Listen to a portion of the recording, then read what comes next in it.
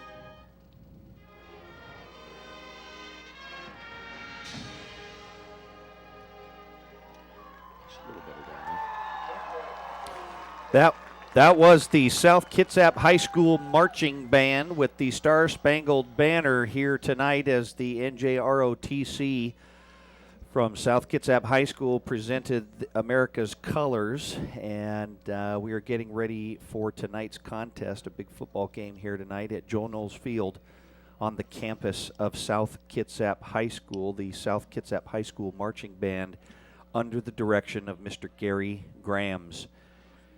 A beautiful evening here for football. A little chilly on this October 28th evening, but we're really looking forward to a great football contest here tonight between two powerhouse rivals, the South Kitsap High School Wolves and the Central Kitsap High School Cougars. South Kitsap and Central Kitsap with a storied rival between the two schools over the years, as the NJROTC colors are just now leaving the field, as we are getting ready to come to you live on Wave Broadband Cable Digital Channel Access 205 here in Kitsap County, and we are also streaming to you live around the globe on the internet through the Kitsap Sun website. I'm Darren Bowden, the voice of the Wolves, and joining me again in the booth tonight, another legend himself, former long-time football coach and the head baseball coach here at South Kitsap High School, Jim Fairweather. And Jim, what are we looking here tonight for this big football team between the two powerhouses? Well, obviously there's a lot at stake, because there's one playoff berth left and two teams that need to have it in the worst way, and so this rivalry just got a little bit tighter as these two teams are going to square off. Its winner moves on, and loser plays a meaningless game next week against an unnamed 3A opponent. And well, I'll tell you flat out, as a coach, that's not what I would want. I don't care. I want to get in the playoffs because things happen in the playoffs. So huge game. Very much a lot of interest in the outcome of this on a lot of different levels, and it is senior night on top of everything else, and so this is a must-win for the Wolves. Like you said, Jim, South Kitsap coming in with an overall record of 5-3, and Central Kitsap coming in with an overall record of 4-4, but both squads are tied at the moment in league play in the Narrows League. And like you said, Jim, this is a must-win. This is like a playoff game here tonight. The winner will move on to the playoffs, and the losing team, their season is done. That is correct. Yes, both teams have beat the bottom three teams and then lost to the top three. Bellarmine's ranked number 2 in the state, and they're having a great season. And Olympia's ranked number 7 in the state, and their only losses to Bellarmine. And then Gig Harbor, they squeezed that one out against us a few weeks ago, and so they're the number 3 team. And this is for number 4, and then the winner of this gets to travel all the way up, play the Edmonds Woodway Warriors, a ground-pounding team out of the Westco, and again, the loser gets to play one of the Narrows 3A teams, like a Lincoln Foss or somebody like that, and in a meaningless end-of-the-season game, and that would be just absolutely a real bummer for anybody, either with these two teams. They'd have to go do that. Well, we're excited to have 4 quarters of football here tonight. Such a big game, essentially a playoff game between South Kitsap and Central Kitsap.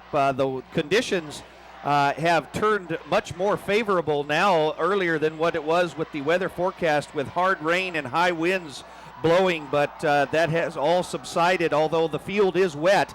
And but it should be a really good football game here tonight as Central Kitsap is going to receive the kickoff. South Kitsap will be kicking off tonight, doing the kicking duties as always all year long. The senior number 17 for South Kitsap, Aaron Ladeau. And like you said, Jim, this is also a really big game tonight because it's senior night for those Wolves out there. Well, and then of course conditions probably will have some kind of a turn in the outcome of this game, and you can see from your TVs all the glowing coming up off the field from the lights. That will tell you where all the real heavy wet spots are as Ladeau kicks it off, and back there deep. Got the ball at the 10-yard line. They got to get to the outside, and there's a little bit of room. He's got a couple of blockers. Aaron Ladeau is right there to try and help take him down, and he doesn't, but he is forced out of bounds. That was number 27, Greg Cleveland. He got the kickoff at his own 10-yard line and ran it all the way back to the South Kitsap 28. So just like that, a big kickoff return for the Cougars. Well, momentum early, and that's kind of what you want if you're the visiting team for sure. Try and take the crowd out of it, get a little bit of first strike ability here, and CK got that in that run back all the way out to the 28-yard line. Central Kitsap with the big return will have excellent field position here with 11:47 here at the start of this game. In at quarterback is number 12, Josh Sweeterman, who is in the shotgun. They're going to hand the ball off to the tailback, who takes it straight up the middle, but not until he gains a couple of yards. Take it up, gain of almost about 8 yards down, or 7 down to the 21-yard line, where it will be 2nd and 3 for Central Kitsap. Central Kitsap with the opening kickoff returned, a big return down to the South Kitsap 28-yard line, and CK is on the move. Sweeterman is in the shotgun. He looks to his right. He's got a man out in the flat. The pass is caught, makes a move, cuts up inside, but there's a couple Wolves right there to stop him, but not until he gets the first down. Dustin Simmons with that catch. That's a good job of getting free of the first guy. Always make the first guy miss, get extra yards after catch, hang on to the ball. That's a good job by him. CK with the first down at the South Kitsap 13-yard line. They are knocking on the door right here early on in the game. A big kickoff return by Central Kitsap, and they are sending trips wide receivers to the far side. Sweeterman is still in the shotgun. They're going to hand the ball, and they do hand the ball to the up back, who gains a couple on the play. Not much on the gain, maybe 2, and it'll be 2nd down and 8. Central Kitsap can get a first down. They need to get down to the South Kitsap 3-yard line. That's Nick Zodwatsky, and he's their primary back, a junior. He's a 5'11", 170-pound junior. And he does a lot of their in-the-middle stuff, and then they'll run sweeps with their man in motion a lot of times. So that's kind of a spread offense, get everybody out, open up gaps that way.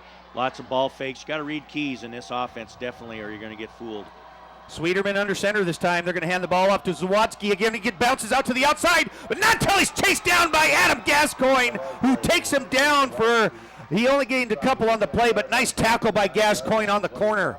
Well, that's the Wolves' strength, too. Now, they're a better perimeter team probably than up the middle, so CK's just testing the waters, I'm sure, making sure that their game plan is what they want it to be, and I'm going to believe very seriously that their game plan is straight up the middle, go right through the A gaps and test the inside backers of the Wolves. 3rd and 7 for CK. They've got the ball at the South Kitsap 10. They need to get down to the 3. They send a man in motion. Sweeterman is going to hand the ball off to the up back, but not till he's taken down. That's Dustin Simmons one more time. He may have squirted forward for a yard, but nothing doing right there. Good defense by the Wolves, where it'll be 4th down.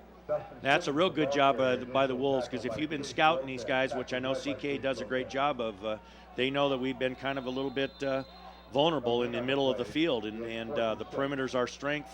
Passing, we're pretty good, but definitely this is where you want to run the ball if you're trying to run it. So definitely we see a tendency already of what CK wants to do this evening. Central Kitsap unable to get the ball into the end zone, and they're going to try a 26-yard field goal attempt. And the kick is up, and it is good. That's and Weston Sodi on that. Just like that, Central Kitsap takes the first score. Looked like Sweeterman did the kicking on that one too. And CK goes up on the board 3-0 here with 8:53 remaining.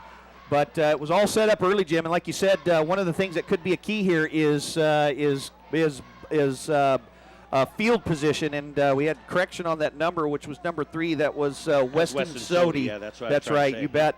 And doing the kicking duties there. But field position could be everything here tonight, Jim. Oh, definitely, with the conditions the way they are, because the field looks really good. But having been on it many times, especially after rains like we had today, you'd know that we call this the bog for the reason. It's really swampy, really mucky, and soccer was on it last night, and everybody is on it for different things, and it takes a beating this time of year. So definitely you want to have short fields if you can have them to try to score points, and CK let themselves with that after that long kickoff, and so got 3 out of it. Credit the Wolves, though, for not having it be worse than that, because they're almost in field goal range from the very beginning of that drive. So we'll see what kind of response they have. But I was going to add to Sodi's resume here. He's related to the many Sodis that have history here at South Kitsap. Brian Sodi played football here years ago in the 80s. Uncle Nolan played here in the late 90s. And not sure what he's doing going to CK, but good to see a Sodi playing football. That's a great family. Well, back deep to receive, Bryce Broom and Adam Gascoigne. Broom is going to have the ball at his own 7-yard line. He's got some blocking up front. He stutter steps, tries to put his head down and keeps us going. His feet keep going, and he's going to get past the 30. Nice return by Broom. He gets down to the 31-yard line where the South Kitsap Wolves will come out on offense for the first time. And, like you said, Jim, the field conditions are a little bit muddy and swampy down there. We saw the officials out there earlier stomping down on the ground. You could see the puddles coming up. Well, and then on that run right there, all those feet flying and all in one spot, you saw all kinds of splashing. And that is along the sidelines of the Wolves is one of the swampier spots. Right there at that 40-yard line marker, there's a big bog right there. Number 2 is going to line up in the cornerback. So South Kitsap comes out. Broom goes in motion. Eddie Meisner is going to pitch the ball to Gascoigne. He's got a little bit of blocking on the outside. There he goes. He's tripped up, makes a cut up the middle. Nice job. They sealed off the offensive line, did the Cougars on defense, and Gascoigne was able to get a huge gain on the play just past midfield, mark it down at the Central Kitsap 48-yard line. Well, that's a great job on the onside, reach blocking, getting on the outside shoulder of the defensive lineman and just sealing that whole side. That's really easy. And then, of course, Broom already has the corner, so he seals that first backer, and it's nothing but daylight for Gascoigne to run that pitch. Gascoigne with the big first down. South Kitsap on the move, had the ball at their own 31. They get down to the Central Kitsap 48-yard line. 2 wide receivers, 1 lone setback. Perez goes in motion. They're going to hand the ball off to Gascoigne, a little bit of blocking up front. He puts his head down and he gets forward. I think he may have it. We'll have to see where they spot it. He might be just a hair short of that first down, but good blocking up front. And I'll tell you what, Coach, you can sure see there's a fire in some bellies down there tonight between these 2 rivals. Well, that's kind of a new look for the Wolves I've not seen. They run double tight end. They put Bryce Broom as the weak side tight end. But then they flexed Chase Lopez, who's our number 1 dominant tight end, and put him in motion, and he ran fullback. Haven't seen that before, so that was kind of cool. Now you're going to same formation now with Chaz Bauman at tailback. Meisner sends a man in motion. They need 1 yard to get the first down. 2nd and 1 at the 39. Meisner's going to fake, roll to his left. He's got a man out in the flat, and it's almost caught just on the outstretched hands of Bryce. That's Devin Newquist. Devin Newquist, yeah. Joseph Sanchez on the coverage, and we had to get it over Joe. He had a pretty good coverage on Newquist there, had to get it over him and just a little bit out of the reach of Devin Newquist. Good coverage there by the Cougars on defense, where it's going to be 3rd and short for the Wolves. They have the ball at the CK 39-yard line. They only need 1 yard to go here. They're going to send Aaron Ladeau and Newquist split to the far side. They're in that I formation. Chaz Bauman comes in at tailback for the Wolves. And you got CK coming with a stunt because they're in man coverage. Meisner hands the ball off to Bauman, puts his head down, and I believe he will have the first down. They only needed a yard, and about where the officials are standing, but I don't know. We'll see. That looks really close. Our officials signaling 4th down. He didn't get it. He did not get it. He needs to use 1100 plus and go forward and get that first down, and he's just kind of picking right now, and he the tailbacks know that there's a first down and they need to get to it. That's just number one on their priority So list. a big play right here. Meisner is just going to tuck his head down, the quarterback keeper, and his forward progress, and he's still going forward. Nice Look job. at Meisner just barrel his way to the left side for the quarterback keeper, and he gains a few more on the play, gets all the way down to the 34-yard line. Nice job where by it'll the be lineman. A first down for South Kitsap. Nice job by the line for the push. Yeah, Meisner found the gap and got in it, but then the line just kept that pile going. That was a great job by the kids. It's just staying on their guy, keeping their feet going, and CK, they had to try to weasel through all that and get to the quarterback. That's just tough to do. And Meisner's no slouch. He's a big kid, of course.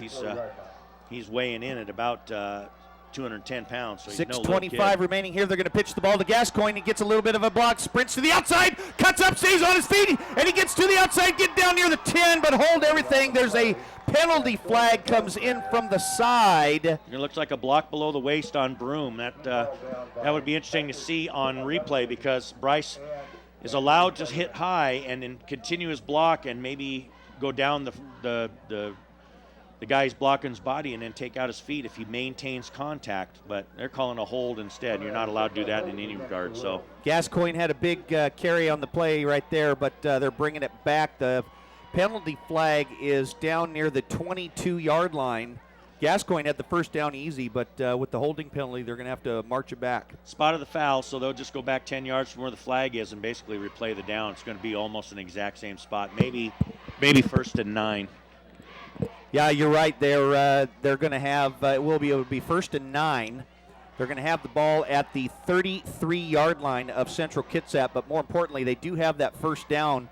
Eddie Meisner with the little quarterback keeper, but the Wolves are still in business. The Central Kitsap Cougars got on the board first with a field goal, a 26-yard field goal by Weston Sodi, and that's where we stand right now here with 6:14 remaining in the first quarter, but the Wolves are on the move as they now have 3 wide receivers, 2 split to the far side. Bryce Broom goes in motion. Meisner is going to take a little 3-step drop, and he's got a man out in the flat. He was looking for Ladeau, but the pass was incomplete, but a penalty flag comes flying in, and I think that might be an illegal shift or an illegal formation maybe. Yeah, generally the way that those flags came out on the snap of the ball, because if it was on CK like in the neutral zone, that would have been a dead ball and the play would not have continued, but I think you're right. I don't think we had enough guys on the line of scrimmage. And that's the call, illegal procedure, but it's a formation But it situation. was a formation, exactly. So scoot the Wolves back 5 more yards. They're going to have the ball at the 38-yard line where they will have a 1st and 14 to go. You're talking about field position and all that kind of stuff earlier, and the Wolves have done a nice job flipping this field, but now all of a sudden 2 penalties in a row, and now they're looking at a long-distance situation. So this play's kind of important. They need to get a chunk of that back so they can get themselves into manageable downs. South Kitsap coming out here, 1st and 14 at the CK 38-yard line. They're going to send 2 wide receivers in. Ladeau to the near side. That C.J. Dowdy split to the far side. Meisner under center. They're going to hand the ball off to Gascoigne, who is met in the backfield by the Cougars on defense. Great tackle right there. Nothing doing. May have lost one on the play, but look down here on this near side, on the South Kitsap side. Another penalty flag comes flying in, and I think it's going to be another illegal procedure call with in the area of an illegal formation. Well, this that was another stunt by the Cougars, and that brought Joel Eckloff off the corner kind of free. He's one of their bigger kids, 6'2", 230 senior, and he was able to meet Gascoigne in the backfield right after the handoff. And I'm not sure if this is just a 5-yarder. I think CK would probably be wise to just go ahead and decline it, go with 2nd and long. And I don't think it could be anything worse than that. I'm not sure what the big discussion is. So South Kitsap with a couple of series of penalties here. We'll have to wait and see what the signal is from the official. And Wolves, it is. Wolves need to get lined up. They're declining it. It was declined, so it's going to be 2nd down right here. And we do have an update from our sources here, Coach, that in the bottom of the 6th, in the 7th and decisive game of the World Series, the St. Louis Cardinals lead the Texas Rangers 5-2, especially after a thrilling game 6 last night, as the Wolves come out in the I formation here. 2 wide receiver split. Meisner under center, and he's going to hand the ball off to Gascoigne on a little counter, but he's met quickly by the Cougars on defense. Doesn't get a whole lot forward progress. Puts it near the 30, we're going to call that the 37-yard line. That's a good play call, but I don't think the backside guard and tackle got turned on the corner, which allowed the linebackers to step in and make that tackle. That's 42 Chris Negawaki. I hope I'm saying that right, a 5'11", 170-pound senior who got to meet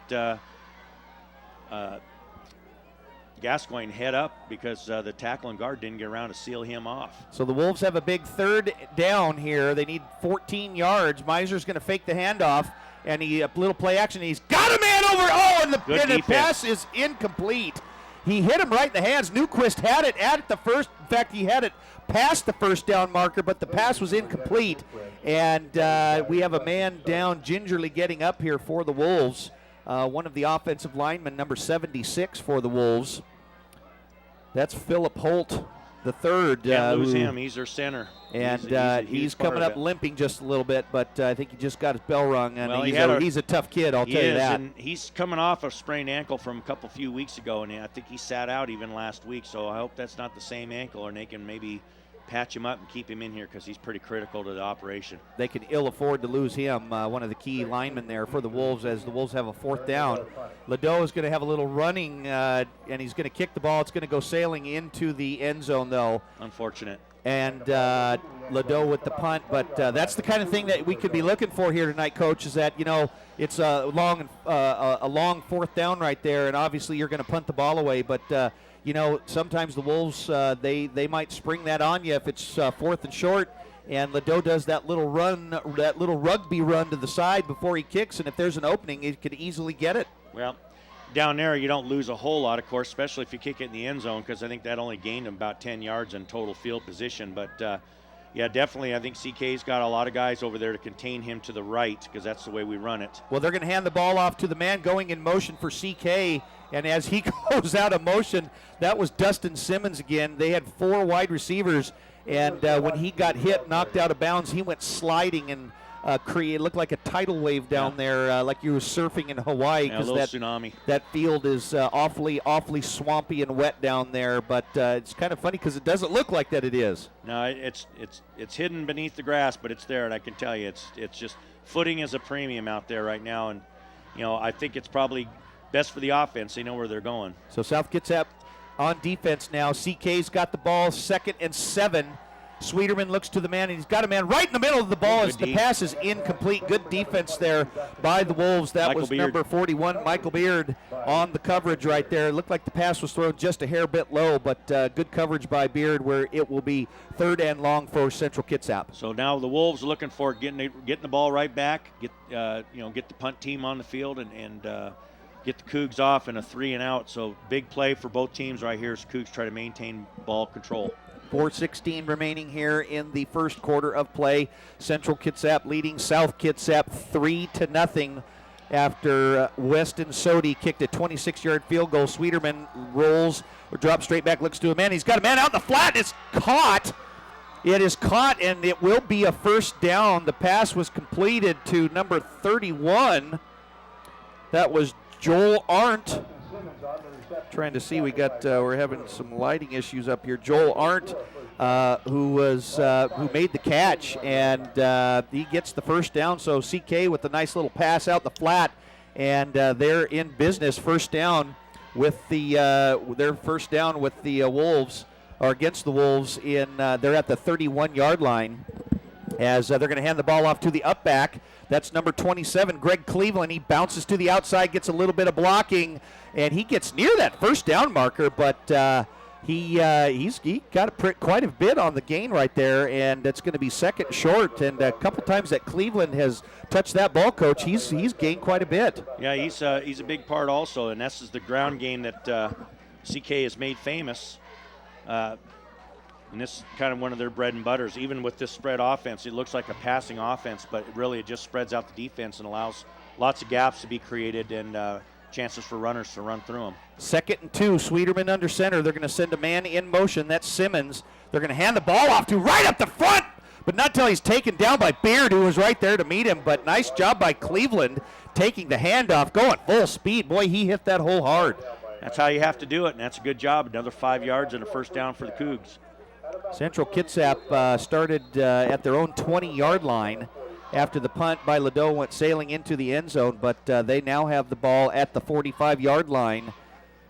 Central Kitsap leading 3-0 here. A must-win game for both teams. The winner goes on to the state playoffs. They send 4 wide receivers, send a man in motion. That's Parker, and they're going to hand the ball off to the up-back one more time. A little trickery in the backfield.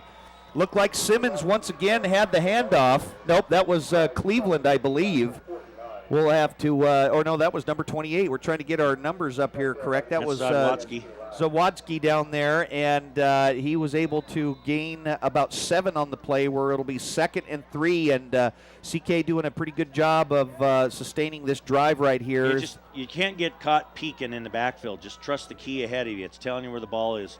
It doesn't matter who gets it. The key is in front of you, because there's a gap opening up for the blocking, and that's where the ball's going to go. And they handed the ball off to Simmons that time, and he was stopped in the backfield, but he delayed a little bit and kept going forward and was able to get a first down. And so Central Kitsap crosses midfield, and they have the ball at the South Kitsap 42-yard line, and they are on the move once again. SK's got a little bit of a buoy for their defense, particularly. They picked up Dominic Bodie back from injury. He injured his wrist earlier in the season and has been out for like the last 3 games, and he's got a soft cast on playing safety. And then they also have Caleb Nelson back at fullback and an inside backer, as he's coming off a broken clavicle earlier in the season and was cleared to play this week. So this should help us out, and that's Caleb on the tackle right there for a very short gain for CK. That was Devin Newquist on the tackle there for the Wolves.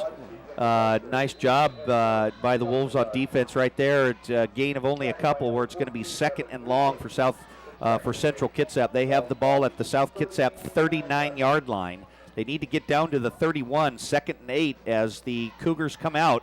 They're going to send trips wide receivers to the near side of this field. Sweeterman's been in the shotgun formation. They're going to hand the ball to the tailback, but he's stopped right at the line of scrimmage. Barely got back. It looked like the ball came loose, but I think that they whistled it down. And, Coach, that's what we were saying. We haven't seen a whole lot of it here tonight, but with these wet field conditions down there, that's one thing that both sides are going to have to watch out for, is hanging on to that football. Yeah, Coach Sigurdsson's giving him an earful, because I don't think they had progress at all. I think there's a bunch of guys around him, but I think he was still going forward.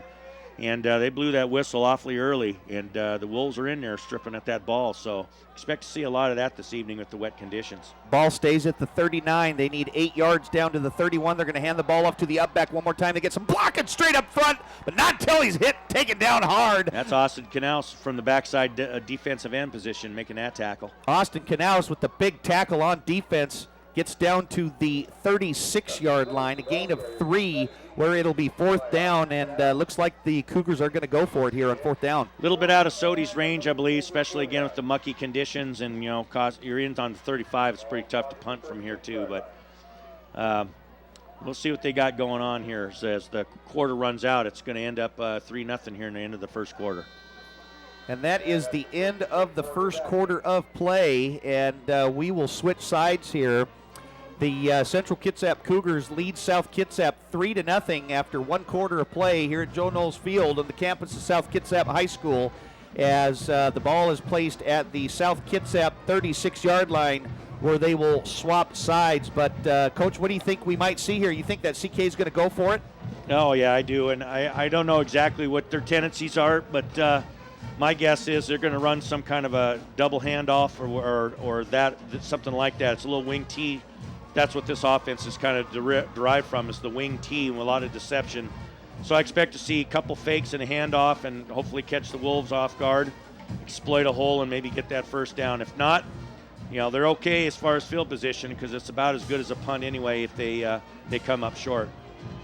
Well, like you said, Coach, that is a good thing to see a couple of key players that are back playing, even if it might be a limited amount of playing time. But we see Caleb Nelson, who is back, and we see Dominic Bodie as well. But we're going to come out here after we switch sides at the end of the first quarter. CK leading South Kitsap 3-0. Central Kitsap will have the ball at the South Kitsap 36-yard line, and looks like that they are going to punt the ball away here.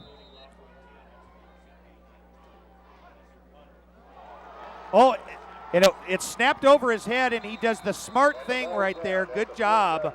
That was a good job by Central Kitsap there. The punter just fell on it. He didn't want to try and pick it up and get too cute, which he did not, and he fell down on it. But it's still, it's going to be a turnover on downs in which South Kitsap is going to have the ball in good field position. They're going to have the ball at the Central Kitsap 41-yard line. So just like that, good job by Central Kitsap, though. That could have been worse. It could have turned into some kind of a score for South Kitsap.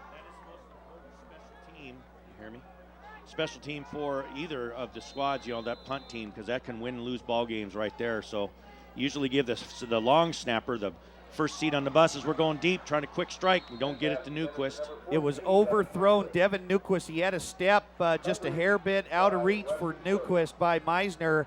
If he'd just brought that in just a hair bit more, he could have had 6 points, but still a well-thrown ball. Pass is incomplete, and it's going to be 2nd and 10 for South Kitsap. Like we said, they have the ball at the Central Kitsap 41-yard line. CK leading 3-0 here, but the Wolves would like nothing more than to get something going on offense as Aaron Ladeau is going to split to the far side. Newquist, who splashes his way near the 40-yard line. Meisner is under center. Gascoigne is the lone setback. They're going to pitch the ball out to the left side. A little bit of, here come the Cougars on defense, though, and they trip him up. Nice job tackling on defense by Central Kitsap, and he gets back to the original line of scrimmage where it'll be 3rd and 10 for South. Just ran out of guys. Everybody had a guy on him. When the one gets to run free and make that tackle, that's a safety. There's not a guy accounted for the safety, so the tailback has to make him miss. And that's just tough to do when you're running laterally. Central Kitsap was in a punt formation. The ball went sailing over the head of the punter, and he just fell on it at his own 41-yard line. But last couple of plays, South have not been able to capitalize on that as they now have 2 wide receivers. Meisner's going to roll to his right, looking for a man. He's got a man out in the flat, and the pass is incomplete. It was right in the hands of Devin Newquist at about the 28-yard line, but he dropped it. That's Sodi on the coverage back over there, and yeah, I'm not sure what's going on because that looked like he hit him right between the hands and should have been caught. Instead, now instead of first down, it's punt time again for the Wolves. So the pass was incomplete. It was intended for Devin Newquist at the CK 28-yard line, but it'll be 4th down from the CK 41-yard line, and South Kitsap will punt the ball away. Back is Greg Cleveland standing at about his 7-yard line, awaiting the punt. It's a little bit, they're going to go for it. That's Watley with it, and he's got a man out in the flat, and he's got Bryce Broom out in the 30, get down to the 25, but a penalty flag comes flying in here on the near side. Lineman downfield would be my guess. I know you got a bunch of eligible numbers out there, but not all of them are eligible based on where they lined up, and I don't think, I'm not sure if it was communicated, but they have to stay at the line of scrimmage pass block if they're going to throw the ball downfield. So I'm thinking that Coach Sigerson's arguing once again that this call is not accurate. We'll see what number they give him because I'm not sure everybody lined up, but everybody you see in that position or in that huddle right there all have eligible numbers. So it's based on position at this point with the punt team. The ball was at the 41. South Kitsap lined up to punt the ball, and I think that it is an ineligible man downfield, but I sure did not see it. But they went for the fake. They faked it to the up back, who was Kevin Watley, who's a backup quarterback. And he was looking downfield, but then he hit Bryce Broom out in the flat. Broom had enough for the first down, as we're going to have a replay right here, and we'll see. But, boy, I sure didn't see it down line. I mean, I didn't see, I guess, looked like that. We see the replay. Yep, looked like a couple of linemen were downfield, so. It's the right tackle. I believe it was Anthony Williams, number 35. He was blocking his guy, but then he released him and started running downfield. So actually that's a good call, and unfortunate for the Wolves because they had a first down. Now it's back to punt position. So he's just got to hang in there until that pass is made, and I guess he just didn't know that. On 4th down, the Wolves will most likely kick it this time, but and it's going to be a shanker off the side of his foot. That's Ladeau. And it's going to take one bounce and then go out of bounds at the Central Kitsap 26-yard line. And, boy, I thought there was going to be another penalty right there because it looked like one of the Wolves was going in motion and turned upfield, and he clearly turned upfield, but there was no penalty thrown. So, but either way, Central Kitsap is going to have the ball at their own 26-yard line where they will have 1st and 10. Central Kitsap still leading here with 10:45 remaining in the first half of play. CK leading South Kitsap 3-0 as they come out. Sweeterman is in the shotgun formation. 3 wide receivers. 1 man comes in motion. That's Cleveland. They're going to fake the handoff, and it goes bouncing around. A penalty flag comes flying, and Sweeterman's looking for something. Bounces to the outside, and the Wolves are going to take him down inside the 21, but a couple of penalty flags were thrown almost as fast as the ball was snapped on that play. Well, again, if it's on the Wolves, that would have been a dead ball, so I'm thinking it's some kind of a procedural issue with the CK Cougars. South will take that play and come up with a 2nd and 14 versus a 1st and 15. Sweeterman was forced out, tackled out of bounds at the 21, and the penalty will go against CK. And the South Kitsap coaches down there waving it off, saying refuse the penalty. And it was an illegal shift, an illegal formation. And there was a double penalty thrown, 2 penalty flags. And they were saying that on the second flag there was a personal foul, looked like a blow to the head. Leading with the helmets, what they're calling, I guess, on the tackle on the far side. So that makes those penalties offset, and we just replay the down. It's 1st and 10, Central Kitsap. And they are, so the penalties negate each other, and it will be 1st and 10 for Central Kitsap at their own 26-yard line. They're going to come out, stay in that shotgun formation. They've got 3 wide receivers, 2 men in the backfield. Sweeterman, Cleveland goes in motion. They're going to hand the ball off to Simmons, who tries to get to the outside right. He cuts up, gets down to the 30-yard line, so he's going to get 4 yards on the carry, where it will be 2nd and 6, but looks like that double penalty. They would have had the ball at their own 21-yard line, an extra 5 yards, so every yard counts. Absolutely, and that call leading with the helmet, shoot, I think you could call that every play. You can call it on anybody you want to. You're leading with your helmet when you're blocking, you're leading with your helmet when you're tackling, and so they just got to, I guess, measure intent, what you're trying to do with that helmet. And, we saw that last week with the Hawks. They made a really nice play and didn't get it. There's a bubbled handoff. They dropped the ball on the floor. Sweeterman, he had it. It was snapped back to him, and he dropped it, picked it up. They handed it off to the tailback, but they got a couple on loss on the play right there, and it's going to be 3rd and long for Central Kitsap. So looks like the field conditions are starting to have a little bit more of an effect down there, Coach. Well, I do like the fact we're on a wet, slippery turf when they're doing the shotgun, because that does make it just a little bit tougher to snap the ball out of the water and then catch it with a little bit of pace on it every time if you're the quarterback. And if his hands get a little bit wet, it just makes it a little bit dicier.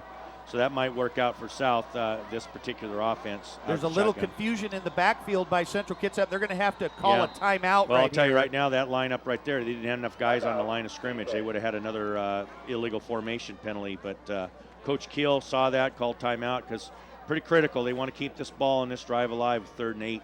Tyler Parker was kind of dancing around a little bit from side to side, and by the time he got set up on the far side of the field, Sweeterman just wasn't comfortable yet getting that set, so he burns a timeout. And Central Kitsap, that is their first timeout of the half, and they have 2 remaining. South Kitsap has not called any timeouts here, but they will have the ball at their own, we're going to call that their own 29-yard line, and they need to get down to the 36-yard line. So this is a big play right here for both sides.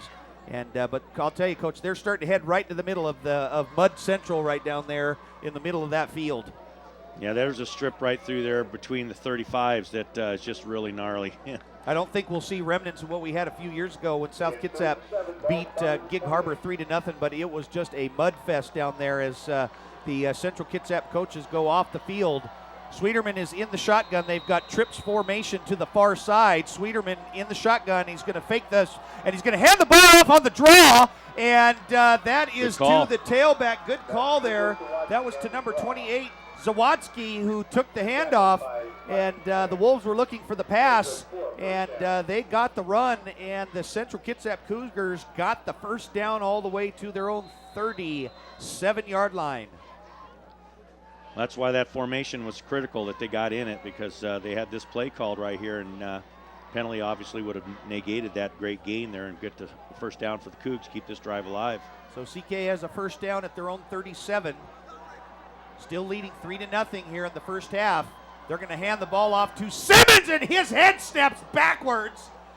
as what a hit on defense by the Wolves. You know, he still bounces forward, and I'm wondering if they're going to call a helmet-to-helmet on that one again. That's what they're going to call again. That's leading with the helmet. I'm sure, again, they're going to call that on Knaus, even though, you know, I just believe that's what football is. But with all the concussions and all the concerns with that, they're making an emphasis, and I guess really they're making an emphasis here in the last game instead of throughout the season, because I haven't seen this a lot, to be honest with you. And now in the last 5 minutes, we've seen it twice. They're going to call a personal foul, helmet to helmet. I can't believe it. It's almost as if, you know, what are you supposed to do? How are you supposed to tackle when you're just right there and his head wasn't? Your head's supposed to go to the side. You're supposed to initiate contact with the shoulder. That's the way the rule is read for a while. But, you know, anybody that's ever played this game, you know that you kind of just like sticking your nose right in there. And so it's really hard. You know, we teach it that way, and it is taught correctly. And for the most part, these kids do a really good job. But when you're running in there, you're coming off a block. I don't know if you're really thinking about shoulder, helmet, sideways, all that kind of stuff. You're thinking about getting into that kid and giving him a good whack. So. Well, a good tackle leads to a penalty. Central Kitsap has a first down in Wolf territory. Sweeterman, he's looking down. He's going to go for the low pass up, and the pass is incomplete. He was sandwiched down there. That was Tyler Parker. And that's Bodie with the rip in the middle there. Kind of dismantled the receiver there some. Nice job. Tyler Parker. You can totally understand if a defender was coming in leading with his helmet like he was trying to spear somebody or Totally. trying to hurt someone, but that was just good Fundamental football tackling right there, and there isn't a whole lot that you can do here. So we've got a third down for the Wolves. Second down, or actually. second down and for 10. the Cougars, and the Cougars are going to hand the ball off to Cleveland, who bounces out to the outside, and he still stays on his feet inbounds. Looked like he was going to be forced out, but he was taken down, but not until he got a couple more on the play. But it's going to be third down right there, as Central Kitsap is going to have the ball. But this is another key third down here for Central Kitsap. They've got the ball down to the South Kitsap 40-yard line. They need to get down to the 34, as they're going to have it here with just a few minutes remaining. But we've got Central Kitsap is coming out. They're going to have a little bit of a tighter formation up front, but they still send two wide receivers to this near side. Sweeterman sends Cleveland in motion, and he's going to hand the ball off to Simmons, who's hit hard from behind. That's Michael Beard leading the way, and he's not going to get very much. He's only going to gain about one on the play, and it's going to be fourth down, a penalty flag on the near side. Formation issues for CK too. Both teams having a little trouble getting lined up correctly and having the right number of people on the line of scrimmage. So Central Kitsap looks like they're going to have a penalty against them. I would imagine that they're Illegal going shift. It's an illegal shift. So that's two guys or more in motion is what that ends up being, because the line wasn't set for a count maybe before the kid went in motion, and therefore that makes that an illegal shift called by this near side linesman. Declined by the Wolves, of course, who will take the ball on the punt here and fourth down. Central Kitsap has the ball at their own 40-yard line, where they will be punting the ball away. The last punt they had went awry. Luckily, they stopped South from being able to do anything with it, but they standing back. Another little high snap, but this time it doesn't go anywhere, and they're trying to get away. That was Bryce Broom on the back, and he's going to actually come up, try and field the ball. He does. And he Good job. does. And he gets a couple on the play, gets back to the 20-yard line. They were going to just let it go. Broom was just signaling everybody to get out of the way. Maybe deacon the defense there, though, a little bit, because, they kind of let up on it, too, and he kind of saw that, picked it up, made a little bit of something out of nothing there. And a couple of Cougars, about 3 or 4 Cougars went flying on by, but Broom was able to take the ball, pick it up.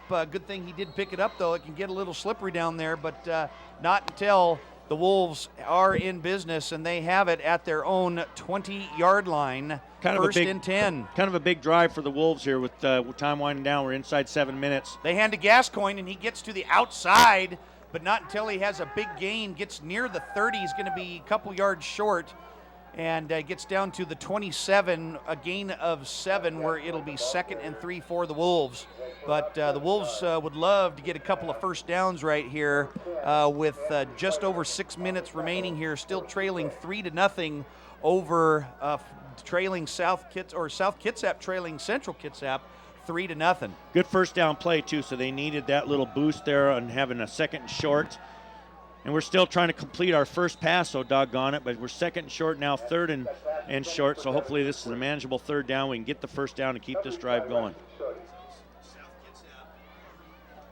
South Kitsap's looking for something positive on this play and get in there and get that first down, keep this drive alive after that good first down play. We just had a few technical difficulties, but I think we got it all straightened up here tonight. As a little low haze of fog is starting to come in here tonight. It's wet and cool, and it's just getting cooler. I like it. I love this fall temperature. It feels really good to me. South needs 3 yards right here for the first down. They got to get to the 30. They're going to hand the ball off on the counter to Gascoigne. He's taken down from behind. I don't think he's going to get. No, he's just not. They're not getting a seal. They're doing a better job on the down blocks, but the guys getting around the corner are not getting to their guys. CK's doing a nice job avoiding and getting in there and making the tackle for minimal gain. That's usually a big gamer for the Wolves, and CK's been able to stop it so far this evening. They did not get the first down right here, but we do have an update before the Wolves punt the ball right here. In the bottom of the 7th inning, St. Louis still leads Texas 5-2 in the 7th and final game of the World Series, as the ball is going to bounce around, and it just actually when the ball hit, it was a good punt by CK, and at about the 35-yard line, it just made a nice splash landing down there on the field. So Central Kitsap is going to have the ball at their own 31-yard line, still leading South Kitsap 3-0 with 5:06 remaining here in the first half. Well, it's tough conditions, but that was a pretty nice punt for given how wet it is around here, although, of course, it's not going to roll very far. So in the air, it looks like Ledoux had almost 40-some yards on that punt. So that's big, and of course, the Wolves have a fairly good long field to defend here, 70 yards for the Cougs to go here, and 5 minutes to go in the half. Sweeterman comes out in the shotgun. They've got 4 wide receivers, been doing this most of the night. They're going to hand the ball off, fake the handoff. He's got a man out in the flat, and the pass is incomplete. Dodged a bullet. We had man-to-man coverage, and we're just a little bit tardy on that with our linebacker coverage, and fortunately for the Wolves, CK couldn't handle that pass, so that might have been a big gainer. Simmons was the intended receiver in the flat, and it hit him right in the hands, and he dropped it. So a big break for the Wolves right there. He had a lot of running room where the pass is incomplete. Unfortunate circumstance for the Cougs. That was a well-designed play, and they just caught the backers not doing their job. They're supposed to be man-to-man, locked in on a guy, not necessarily in the backfield, and I think that's what got happening there. Central Kitsap comes out, 4 wide receivers.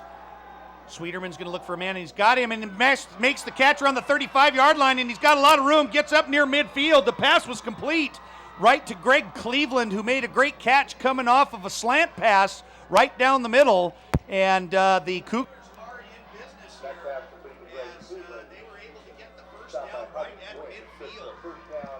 Yeah, that's Sweeterman just winding up and drilling it in there. It wasn't that long of a pass, but he just drilled it right into the stomach, and that's a good job of catching it and running with it. So Central Kitsap comes out.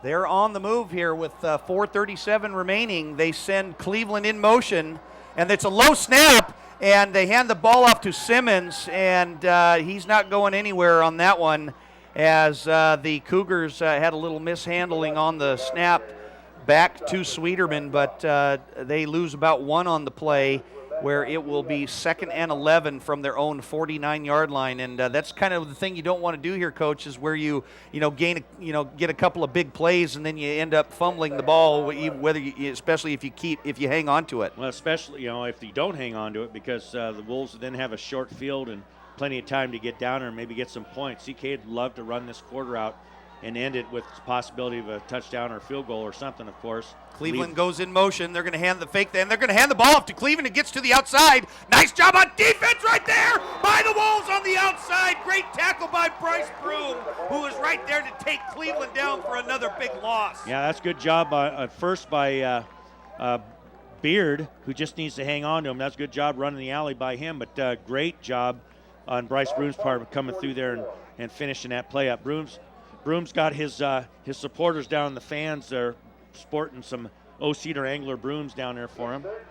Good job by Bryce Broom on defense, making the tackle as Central Kitsap loses more ground all the way back to their own 44-yard line.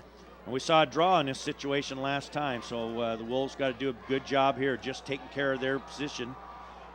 Corners are up and press, so it makes me think that perhaps we might be in a... Sweeterman drops back, and he's going for the home run ball, and the pass is on. It's complete. It is caught. That was a great catch. That was a really good catch. The ball was actually thrown behind. That was Cleveland streaking down the sideline.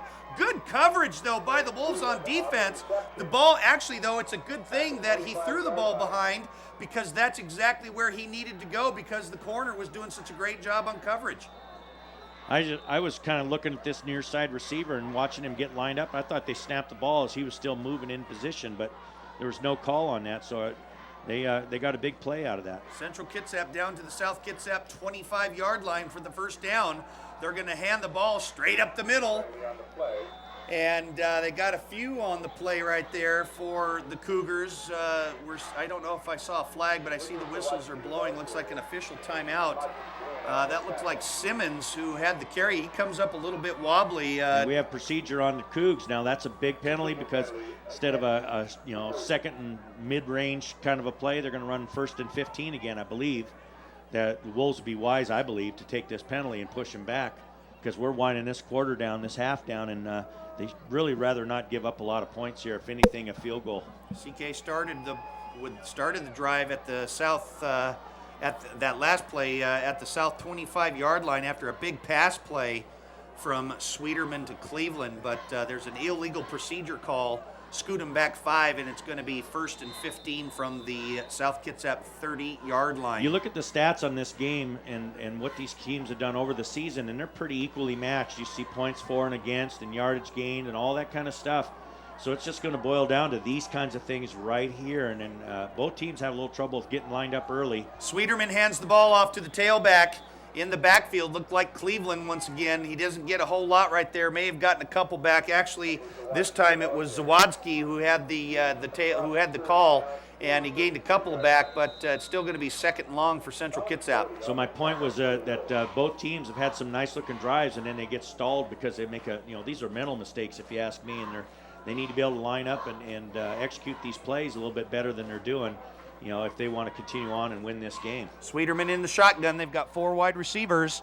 He's looking to his left. Now he's looking to his middle. Now he runs out of the pocket. He's hit, spins around, but he's still going forward. He just kept spinning around to avoid all of the tackles, and he gained about a yard on that play where it's going to be 3rd and 11. They do need to get down to the South Kitsap 15-yard line for the first down.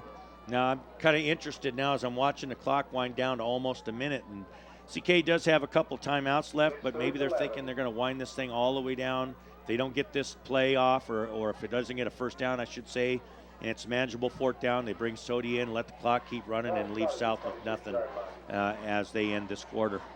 Central Kitsap has 2 timeouts remaining. They come out 4 wide split. Now there's the whistles blow here. This is odd to me now because they just lost probably, almost between the whistle and then ready for play and then all the way down to this timeout, probably about 30 to almost 40 seconds of time.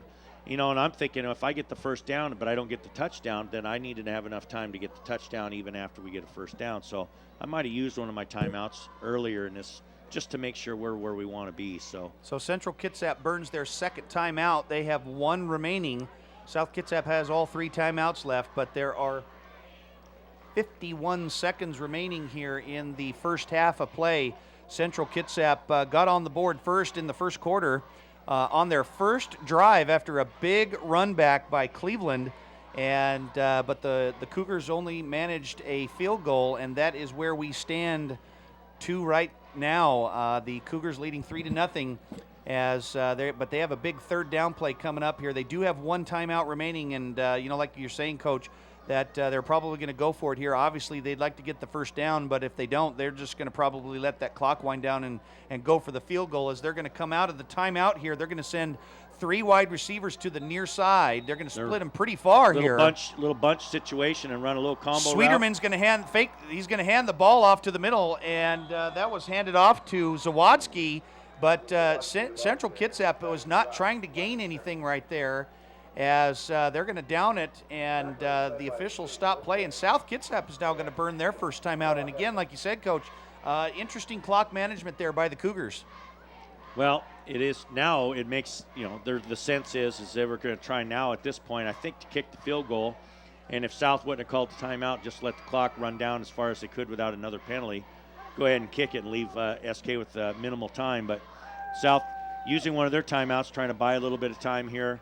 So perhaps to ice the kicker and also leave themselves some more time with 2 timeouts after an ensuing kickoff, should this be good, to do something with the ball and maybe come up with some points. Well, the ball is going to be placed at the 28-yard line. And I don't know what Sodi's range is, but this is going to be 38 yards plus 7, so probably about a 45-yarder from where they're going to point, put the block down. And it's pretty tricky footing out there, so we'll see if they don't run a fake here instead. So 45 seconds remaining, and the kick is going to be up, and it is going to be well short. Weston Sodi went for a 45-yard field goal attempt, and it is no good.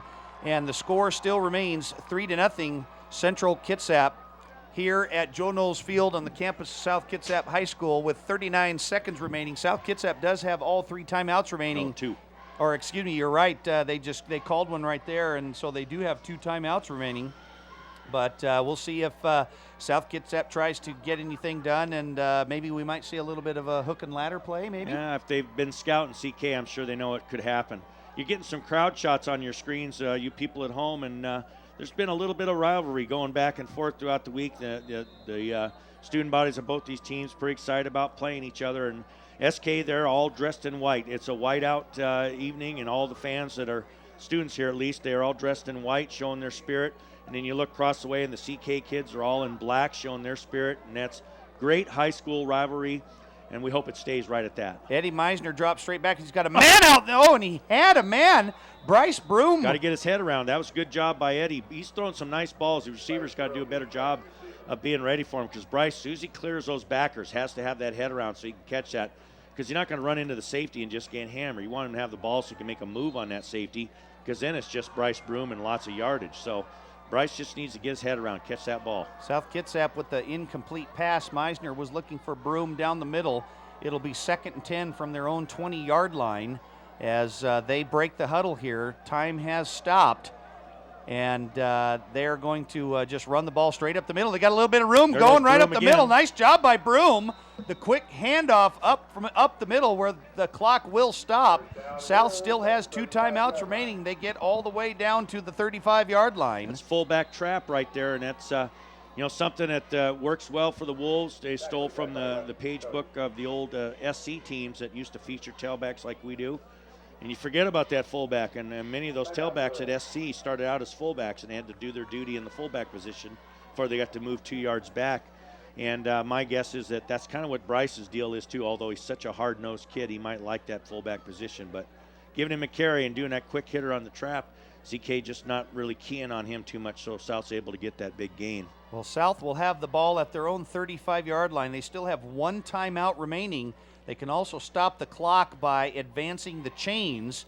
And we do know that Aaron Ladeau does have a leg. A couple weeks ago, he kicked a 49-yard field goal, albeit the weather conditions were just a little bit more solid back then. But we do know that he can kick the ball from that distance if they could get down to about the 32-yard line of Central Kitsap. The scoreboard, the wind is coming from the south right now in this field, so it would be a little bit into the wind. Also, just a little bit of a breeze. Meisner was under center, and he was trying to get the snap off here, but Central Kitsap burns their 3rd and final timeout here.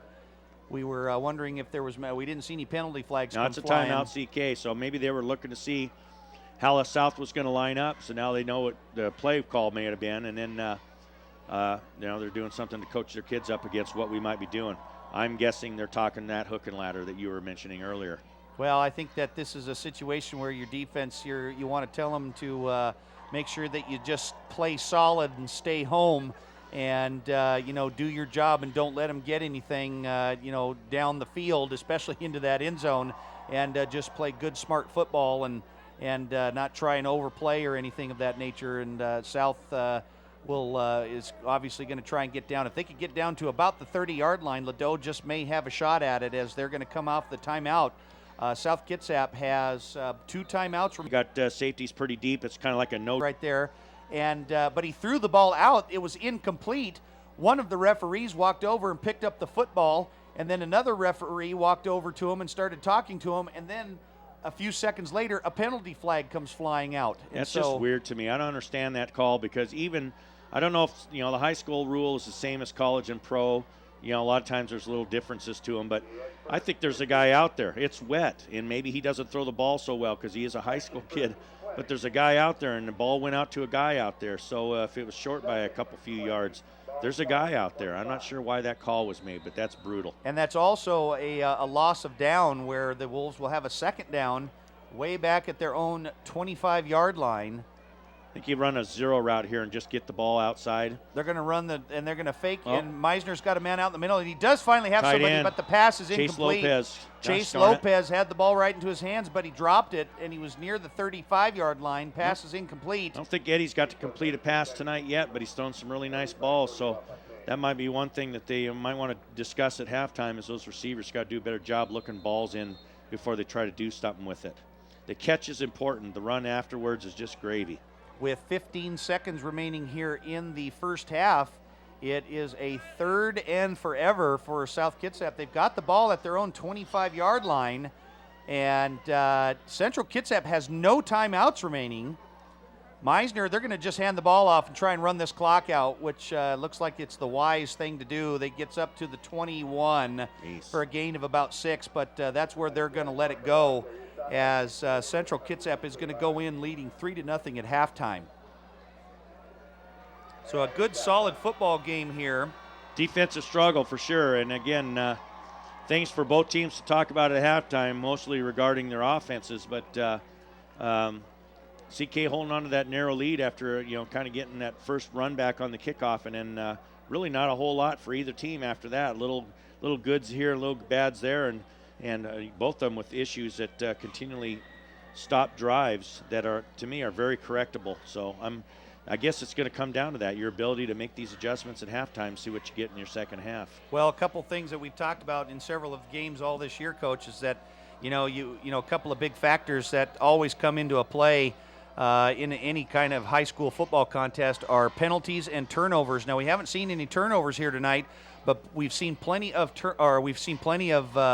penalties, and that's the kind of thing that cannot let a football team be successful. But so far, both sides are doing a good job of hanging on to the ball, although it does appear to be a little bit slippery, as the wide receivers from both sides have had a little bit difficult time trying to catch the ball.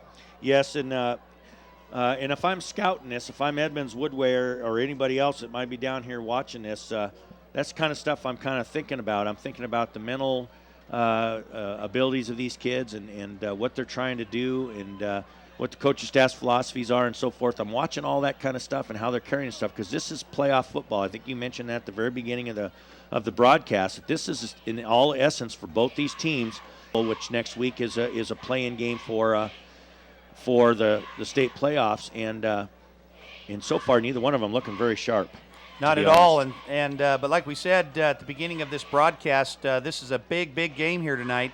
Central Kitsap leads South Kitsap here at Joe Knowles Field on the campus of South Kitsap High School, 3-0. Central Kitsap got on the board early with a 26-yard field goal by Weston Sodi, and that has been all of the scoring here tonight. South Kitsap coming in tied with Central Kitsap in the Narrows League, both with a 3-3 league record. But the winner will go on to the playoffs, and the loser will have an early vacation. And due to the wet field conditions that we have here tonight, the South Kitsap band will not be doing their normal regular field performance. But however, the bands will still play, as we will also enjoy it to senior night. So please enjoy the sights and the sounds at halftime, and we'll be right back with the second half.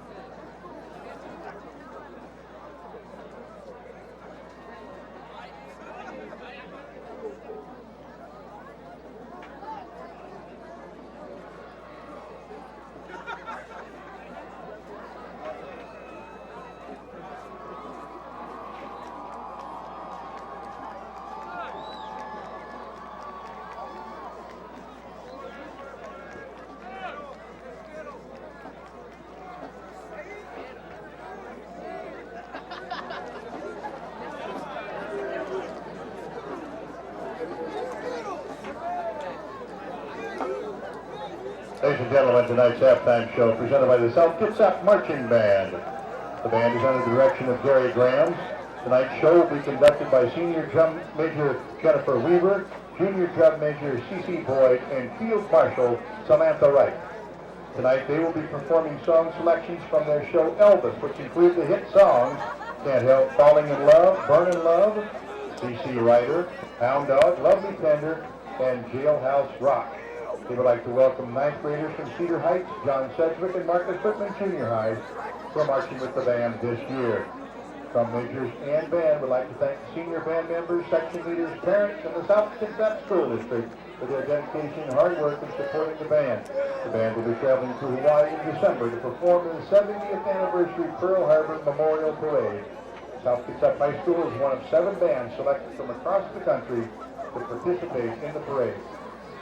We are honored to represent our school, community, state, and most importantly, our military personnel. Ladies and gentlemen, the South Kitsap Marching Band.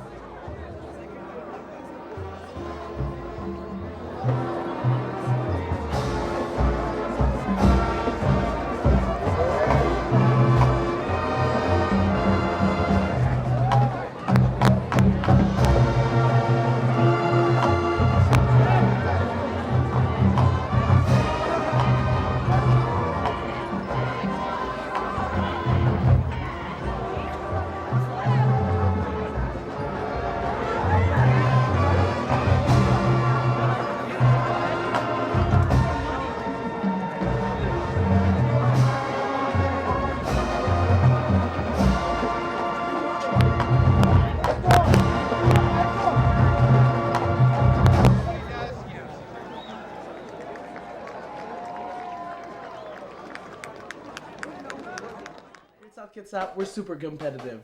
You might not think we are, but we work just as hard as anybody else.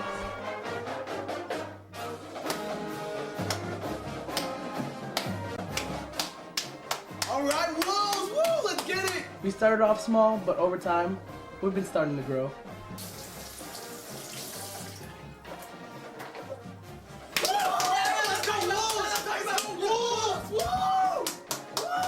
We have a big season ahead of us, and we're going to be there every step of the way. So that's how I shuffle. Yeah! We were shuffling off the way. SHU! Woo! You know, sometimes people make mistakes, but we're sure they'd let them know that they made one. This is stupid. I don't even need this. You can't do that! You can't do that! South Kitsap Super fans, we're an elite group, and we're always looking for new members to join, so come out and support your school.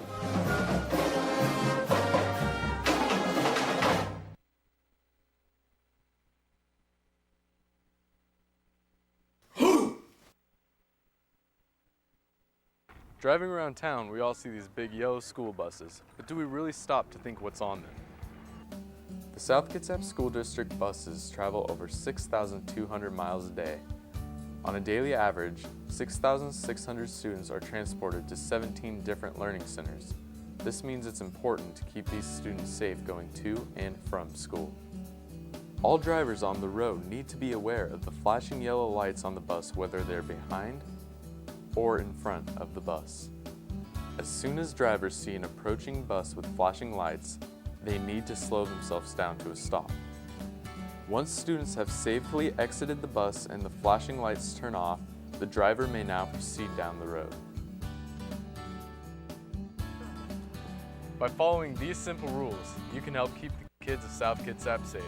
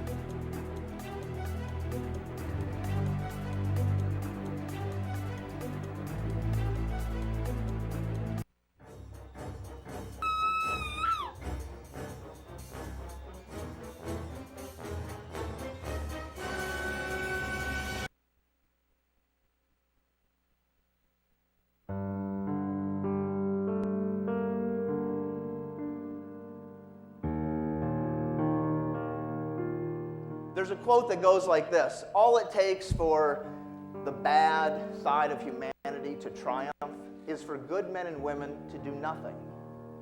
So the question that you should ask is, do you make this school a better place? Is this school safer? Are students emotionally and physically safer at this school because you are a student here?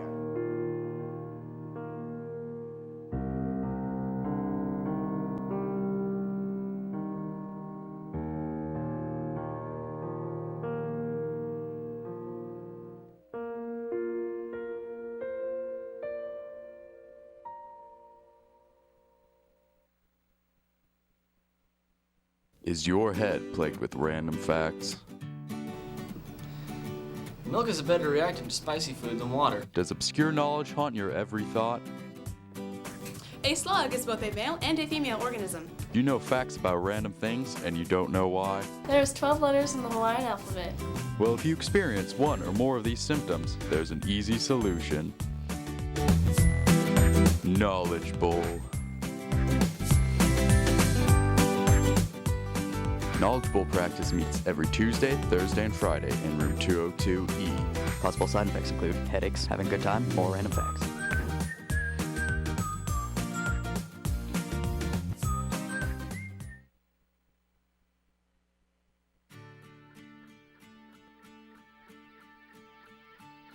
ROTC is basically just a leadership course. You come in here and you learn how to lead, how to become a better leader.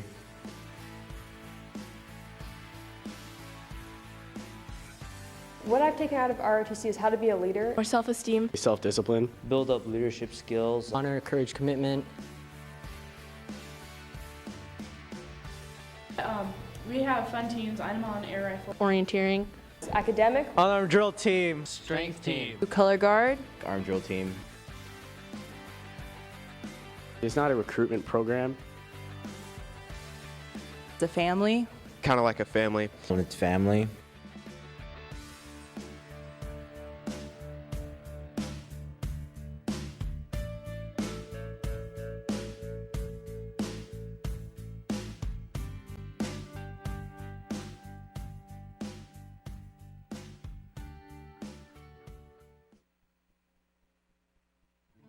Life in high school can be rough. Not your best work. Often, the pressures of life can take their toll on any student. These pressures come from all directions. What up, loser? You don't look so good. Grades, appearance,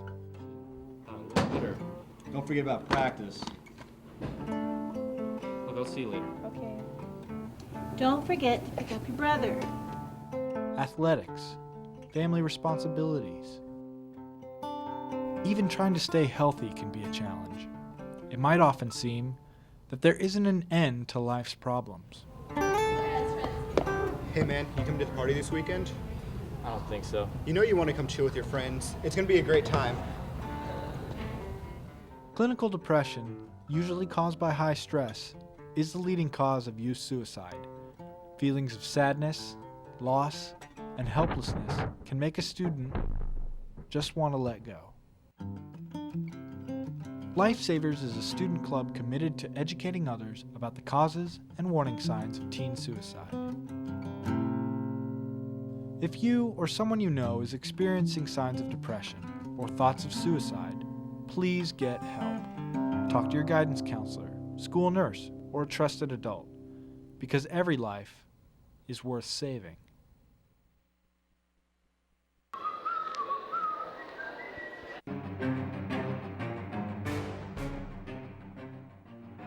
Man, I want a cookie. Dude, can I have a cookie? No. I really want a cookie. Where'd you get those cookies? We got them at the Deca store. Only 3 for $1. It's a miracle. They're delicious. No!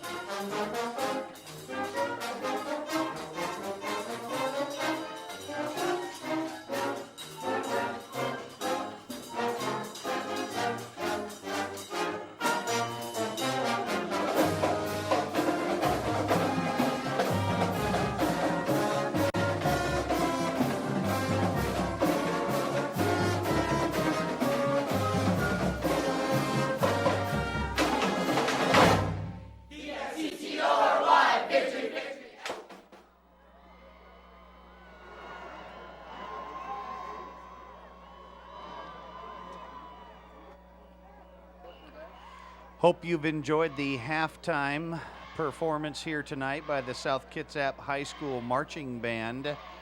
As we are, both teams, South Kitsap and Central Kitsap, are coming out of the locker rooms here at halftime, and we're getting ready to get underway here as there's just a couple of minutes left here at halftime as South Kitsap takes the field. It's actually a very nice night out for football, a little brisk, a little chilly, and a little bit wet down on the field, but nonetheless, we have seen the Central Kitsap Cougars lead South Kitsap 3-0 here going into halftime.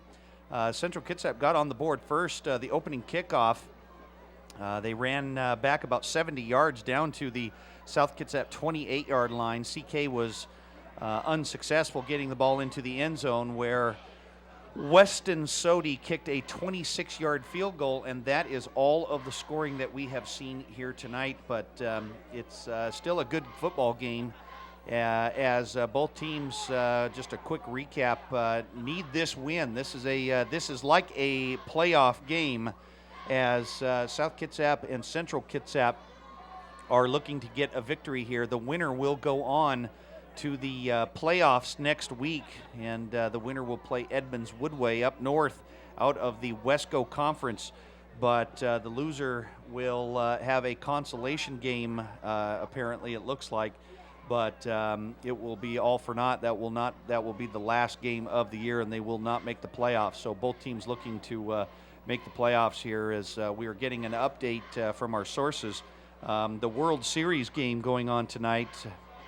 After a thriller last night, the St. Louis Cardinals came back to beat Texas 10-9 last night in Game 6 of the World Series. And in Game 7 tonight, St. Louis leads Texas 6-2 in the bottom of the 8th inning. So it's looking pretty good for St. Louis here tonight. But I'll tell you, Coach, after watching that game last night, anything can happen in the World Series. Well, and I believe that Rangers have the firepower to do something, too. I mean, St. Louis seems to be a team of destiny, because you look at them, they didn't even win their division, and next thing you know, they're in the World Series fighting in a Game 7 that we haven't seen for a while. And with the heroics we saw yesterday, and then, of course, the Rangers come right back, put another lead on just so St. Louis come back again. And, I mean, both these teams need to, deserve to win the World Series, but unfortunately only one gets to. But I happen to be rooting for the Cards, so I'm okay with that. But when you get to that point, nothing short of the victory, for everybody. Then you got to go back and recap the seasons that you had and so forth. And it's just a lot of fun. That looks like just a blast to me, especially last night. Just looked like a lot of fun to be a part of that. So South Kitsap coming out, they kicked off to start the game, and the Wolves will be receiving the kickoff here to start the second half. So South Kitsap will have the ball on offense to start the second half of play, and they're going to have to try and get something done here. Neither side's really getting anything done. Central Kitsap probably gaining a few more yards on offense, but they're still not able to punch that ball in to the end zone, and they did have a very long field goal attempt that came up short of 45 yards, but a 26-yard field goal by Weston Sodi is all of the scoring that we've seen here tonight. Well, and then to make matters a little bit worse for the Wolves, I just got reports from the medical staff that they lost Caleb Nelson. He re-injured his shoulder, and I kind of suspected that. I talked to him last night, and I said, you're taking a little bit of a risk. He says, no, I'm good. I'm cleared to play and so forth. But here he is at halftime with his jacket on. And then you saw earlier Philip Holt hobbled off the field, and looks like he might be done for the evening with his ankle re-injured as well. So a couple number twos are going to have to step up for the Wolves if they're going to pull this out. The good news for the Wolves at the start of the half anyways, they're going to receive this opening kickoff and have the ball on offense first. So both the captains are meeting out at midfield, trying to dance around a little bit of that mud down there. But, the field staying, it is wet down there. There's no doubt. Wet and swampy down on that field. That's usually a traditional thing here at South Kitsap. But the field is actually not too bad here tonight, like we've seen in the past. No, it has obviously been worse. But it's called Slippery Rock. It's called the Bog. We have all kinds of fun, affectionate names for it. people like to make shots about how big South Kitsap is, and we keep it big on purpose because we love our football team, and we do love our sports around here. But to know that we're not putting the football team above anybody else, all you have to do is look at this field. If we really, really love sports in this community, this field would be taken care of. We're one of the few, besides us and Shelton, that play on a facility that is like this. Our grounds crew works exceptionally hard to make sure this field is playable and safe. And the safe part of it's always the one I kind of question. I can see, at least on the far sideline in front of the Cougs, already a big mucky hole starting to create itself, and there's all kinds of big divots in there. Ankle breakers, we call them. I know this field's notorious for sucking a shoe off a guy's foot as he runs through one of those bogs, and it's infamous, and everybody knows about it, but still we're not able to fix this. So there's a lot of work involved. We're trying to get a field turf field here, but it just takes a lot, and of course everybody knows they're real expensive, at least in the startup. Well, we'll see what South Kitsap does off the kickoff here. CK ran theirs back pretty far, but Bryce Broom is going to have the ball at his own 15-yard line. He's got a little bit of blocking up front. He stays on his feet, but he's taken down at the 30-yard line. Nice tackle by CK right there. But South will have fairly decent position at their own 31-yard line. But we'll see what South does. And, both sides trying to get some offense going here. And field position is everything, like we said here in the beginning of the game. Well, and that might have had a little bit more to go with the wedge was set right up, right in front of the runner, which we try to get 10 yards so the runner can get a nice running start and the wedge can create that gap, and that just didn't happen. So Meisner pitches the ball to Gascoigne, who tries to get a little bit of blocking, gets to the outside. May have gained one on the play where it's going to be 2nd and 9 for South Kitsap. In on the tackle was big number 77, Kyle Lamore. It's Kyle Leno. Sorry, we're having some lighting troubles. Oh, there we go. Kyle Leno now we got it going. Gain of 1 on the play. It'll be 2nd and 9. South has the ball at the 32. They're going to come out in that I formation, 2 wide receiver split. Newquist split to the far side. Meisner under center. He's going to fake the handoff, roll to his right, being chased out of the pocket. He's got a man open, and the pass is incomplete. Once again. Pass was a little bit high, but still catchable by Broom out in the flat. Put both hands up. And if he'd have had that, if he'd have been able to make that catch, he had a lot of room in front of him, but the pass is incomplete, where it will be 3rd down and 9 for the Wolves. Yeah, good design, good execution right up to the catch, but Bryce needs to put both hands up there and catch that thing because we need a reception. That is really, really critical. This time Ledoux and Newquist split to the far side of the field. Gascoigne in at tailback. They're going to drop straight back, and they've got a man open on the pass is incomplete, but a penalty flag comes flying out, and it looks like that's going to be holding on the defense. Yeah, I think we got CK grabbing a hold of the jersey just as the ball was arriving, trying to keep Aaron Ledoux from getting to that. You can see him fixing Aaron's shoulder pad, so they must have got a hefty grab there. Well, Ledoux had he had a step on his man. Meisner threw a really nice ball, hit him in the hands.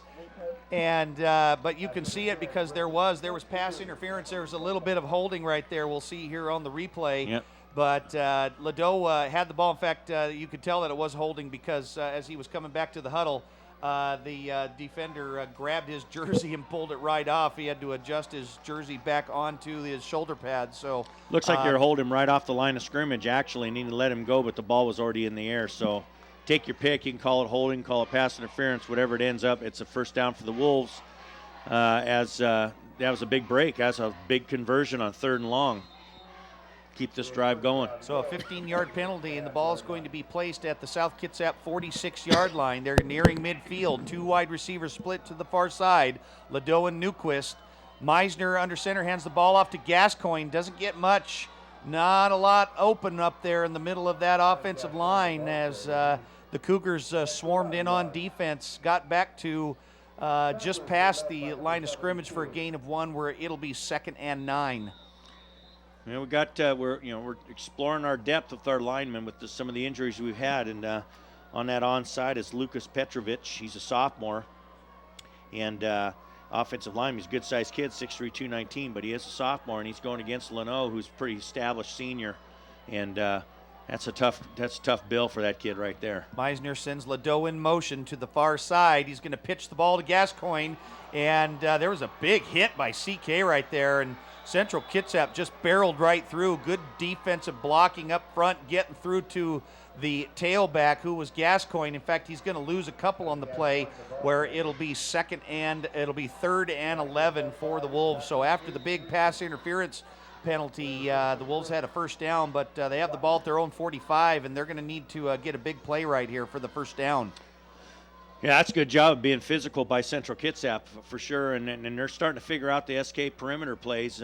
We opened the game with this pitch, and there was a lot of room out there, but it seems now that CK is doing a little bit of job defending the perimeter as well, so trying to take away what South Kitsap does best. Meisner sends Newquist in motion. He's going to fake. Now he's going to hand the ball off on the counter to Gascoigne, but they're not going to get much on the play. They're going to pick up about 3 or 4, but unfortunately they needed probably about 12, so they're going to be punting the ball again. So it's going to be 4th down for the Wolves as their first offensive series here coming out of halftime. And the Wolves got the kickoff, and they started at their own 31-yard line, but good defensive showing here by the Central Kitsap Cougars as they send Greg Cleveland back to receive the punt. Aaron Ledoux doing the punting duties here tonight for the Wolves. Oh, and it's a high snap, goes over his head, but there were penalty flags flying I'm going to say it's encroachment against CK, which a huge break, I guess, because I'll tell you this right now. I think it's Phil Holt, who's your long snapper, originally anyway, and now he's out. So it looks to me like Chase Lopez has inherited that job, and so you get your number 2 snapper. Well, it looks like maybe South had started early. A break for South, actually, then, if that's the case. They're calling it an illegal procedure against South Kitsap right when the ball was snapped over Ledoux's head. It is Chaz Bauman, who's the long snapper now, taking over that job. So Ledoux standing at his 30-yard line, and the snap is back, and it's a good kick by Ledoux. It's going to send. Oh, and it looks like it touched him. I don't think so. Bryce would have been there and grabbed it. I think CK dodges a bullet there. Boy, did they dodge a bullet, because it sure looked like Cleveland was heading back, lost his footing, and tripped up and fell. And for a brief moment there, it looked like the ball might have touched him, but it didn't. But so Central Kitsap will retain possession, and they'll have the ball at their own 25-yard line. A big break for CK right there, because I'll tell you, Coach, if that ball did bounce and hit him, boy, the Wolves were right there to pick it up. Yeah, I think they're more like the 10 or just maybe the 15-yard line, though, Coach. You're right. So that was a great punt by Aaron. He's got the wind at his back, took advantage of it, put the Cougs in a little bit of a hole offensively. CK has the ball at their own 15-yard line. They're going to hand the ball to the tailback, who tries to get to the outside, but not until a couple of Wolves are right there to stop him. Might have gotten 1 on the play. It's going to be 2nd and 9 for CK, and this is kind of a defensive possession right here that the Wolves need to have to get a big stop. They don't want the Cougars to get a first down right here. It looked like Hajan Gwynn on the first hit there. He's doing a nice job as outside backer, and a nice story for the Wolves, because he's kind of one of those kids that's come out of nowhere to find a spot in the starting position on the defense on this team. He's a senior, so he's playing his last game on South Kitsap's field tonight. Central Kitsap coming out with a 2nd and 9. They have the ball at their own 16-yard line. They're going to hand the ball off to the up back, and nothing doing right there. A little bit of blocking up front, but a couple of adjustments made on defense by the Wolves. May have gotten 1 more, a couple more on the play. It's going to be 3rd down and 7. So a big 3rd down play here for the Wolves on defense. Well, the Wolves definitely want to get the ball right back. They want to minimize the number of touches that CK gets if they're going to make a run at winning this game. And field position being huge, and CK looking into a fairly stiff breeze now. The flag's standing up pretty good. Yeah, it's pretty important that they get them into a punt situation here. So this is a big down for both teams. So Central Kitsap has the ball at their own close to the 20-yard line. This should be a penalty. I don't see it. And I don't see it either. They're going down the middle. It's intercepted by Gascoigne. Gascoigne was right there in the middle, read the quarterback, and Sweeterman threw it right to him, but it was a good job on defense there. And, Coach, that may be the big break that the Wolves have been looking for all night. Well, they're short fielding it. It's on the plus 33, first down for the Wolves. And that was, like you said, I think Sweeterman was getting hit as he threw it and underthrew his man. But, of course, there's we do have Mr. Johnny on the spot. Between him and Broom, seems like they're always in the right place at the right time. And you see the replay right there. He's hit as he throws it, and Gascoigne's right there to take advantage of that throw. Good job hanging onto the ball, and Watley is flushed out of the pocket, and the pass, they're going to call it incomplete. Well, that's a break for the Wolves. I don't know if that is. We might need a replay on that one too, although it doesn't matter because in high school they can't review the call. But I think Watley was, they were running the fake handoff roll out to his right. A little bootleg action, a little 14 boot, and he got hit. And when he did, he was hit, and it looked like he was trying to throw the ball forward, and I think that's what they did because it came awfully close to a fumble, but the pass was incomplete, and it'll be second down at the Central Kitsap 24-yard line. I could have put that on Watley, though. He's got to do a little better job with that fake. He's done They're right. going to hand the ball off to Gascoigne, who tries to go straight over right guard, but nothing doing right there. And the Wolves maybe got one on the play down to the 23, where it'll be third and long for South Kitsap.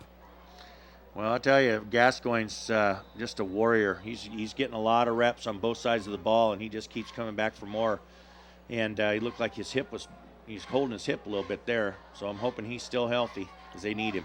Watley still in at quarterback here in the second offensive series for the South Kitsap Wolves. CK's doing a good job being physical up front, though. The Wolves are having a little bit of room to do any running.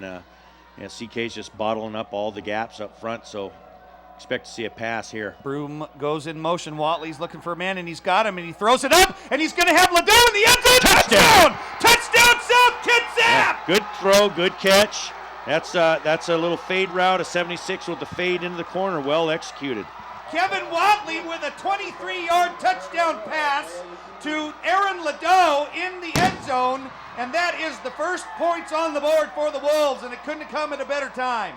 Taking advantage of that huge turnover, and that's what we were saying earlier, turnovers and penalties. And first ones to blink are the Cougs, and the Wolves are there to capitalize on it. So we'll see, the extra point, of course, being huge now as it's a 3-point ball game.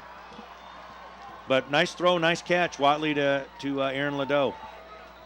Aaron Ledoux setting up for the point after touchdown. South Kitsap, a 23-yard touchdown pass from Kevin Watley to Aaron Ledoux, and the penalty flag comes flying out, and I think that might be too many men on the offense. 12 men on the field. Again, another penalty. This is...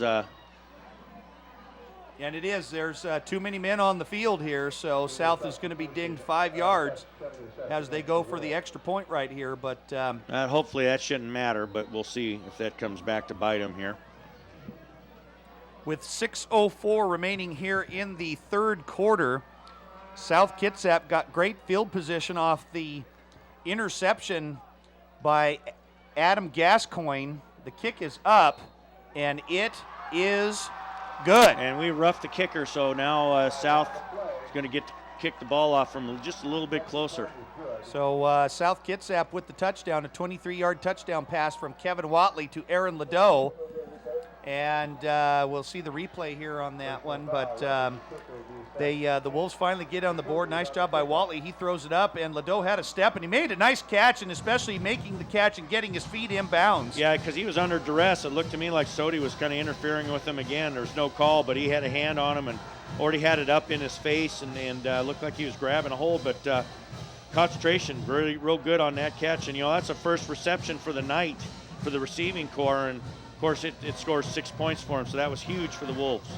So South Kitsap gets on the board with a 23-yard touchdown pass from Kevin Watley to Aaron Ledoux, who also makes the extra point. And with 6:04 remaining here in the third quarter of play, a little bit of a momentum turnaround, and the South Kitsap Wolves get on the board and now lead Central Kitsap 7-3. And on the extra point, there was a roughing the kicker penalty against Central Kitsap, and so South Kitsap will be kicking off from their own. Looks like they're going to be kicking off from about midfield. And then normally I would see or venture to guess that the Wolves would onside kick here, especially because I see a couple of lineman-looking people in the middle. But the turf is so unpredictable. It's so mucky and so saturated that the ball may not travel like we'd like it to do. So, and I think CK's even thinking that they've squeezed people down a little bit. thinking that maybe that would happen. So my guess is we'll just go ahead and kick it away, and or try to kick it in one of these little corner pockets over in the right side or left side, and try and outrun them to get to the ball. Well, we've seen this before, and Ledoux is going to just kick it, and he's just going to boot it deep into that end zone. Well, I think he kicked the field goal. I think he did too. It looked like he went through the uprights. But there is a penalty flag on the far side of the field. We'll have to check the penalty on that.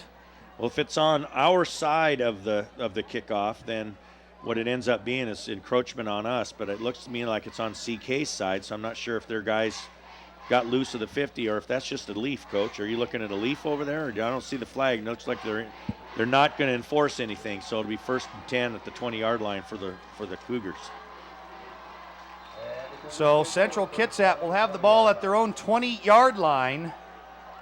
They're going to pitch the ball to the tailback. That's Simmons, who tries to get to the outside, but not until he's stacked up by a bunch of Wolves, and we're seeing a little bit of a momentum change going on right here. Simmons gained a few on the play, but the Wolves defense is coming alive That's right great now. job by corner C.J. Dowdy. You know, the safety got hooked up. That allows that corner to have to make a one-on-one tackle, and he did a great job getting in there and sticking the tailback, hanging on, and waiting for the troops. Great job by senior C.J. Dowdy. So a gain of about 3 on the play, and it's going to be 2nd and 7 for Central Kitsap. They've got the ball at their own 23-yard line. Sweeterman's in the shotgun, and he's looking for a man out in the flat, and he's got the tailback, and he's got a lot of room out there. Tries to bounce to the outside until he's finally forced out.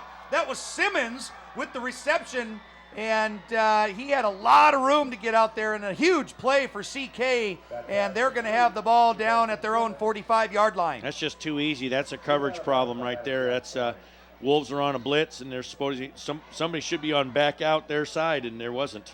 So yeah, that's just pitch, catch, and run until somebody comes and finds you. So CK comes out. Sweeterman's in the shotgun formation. 3 wide receivers, trips, and they're going to hand the ball up to Simmons, but Michael Beard is right there, and he stands up Simmons, but nothing doing. Maybe gained 1 on the play, maybe a couple, and it's going to be 2nd and long. And but boy, I'll tell you, Coach, things are really heating up right now. Well, both teams, it's a sense of urgency. It's winding down, and the season is on the brink. So, it should happen. That should amp up. If it hasn't already got to that pitch, it should amp up here as we get closer and closer to the end of this game.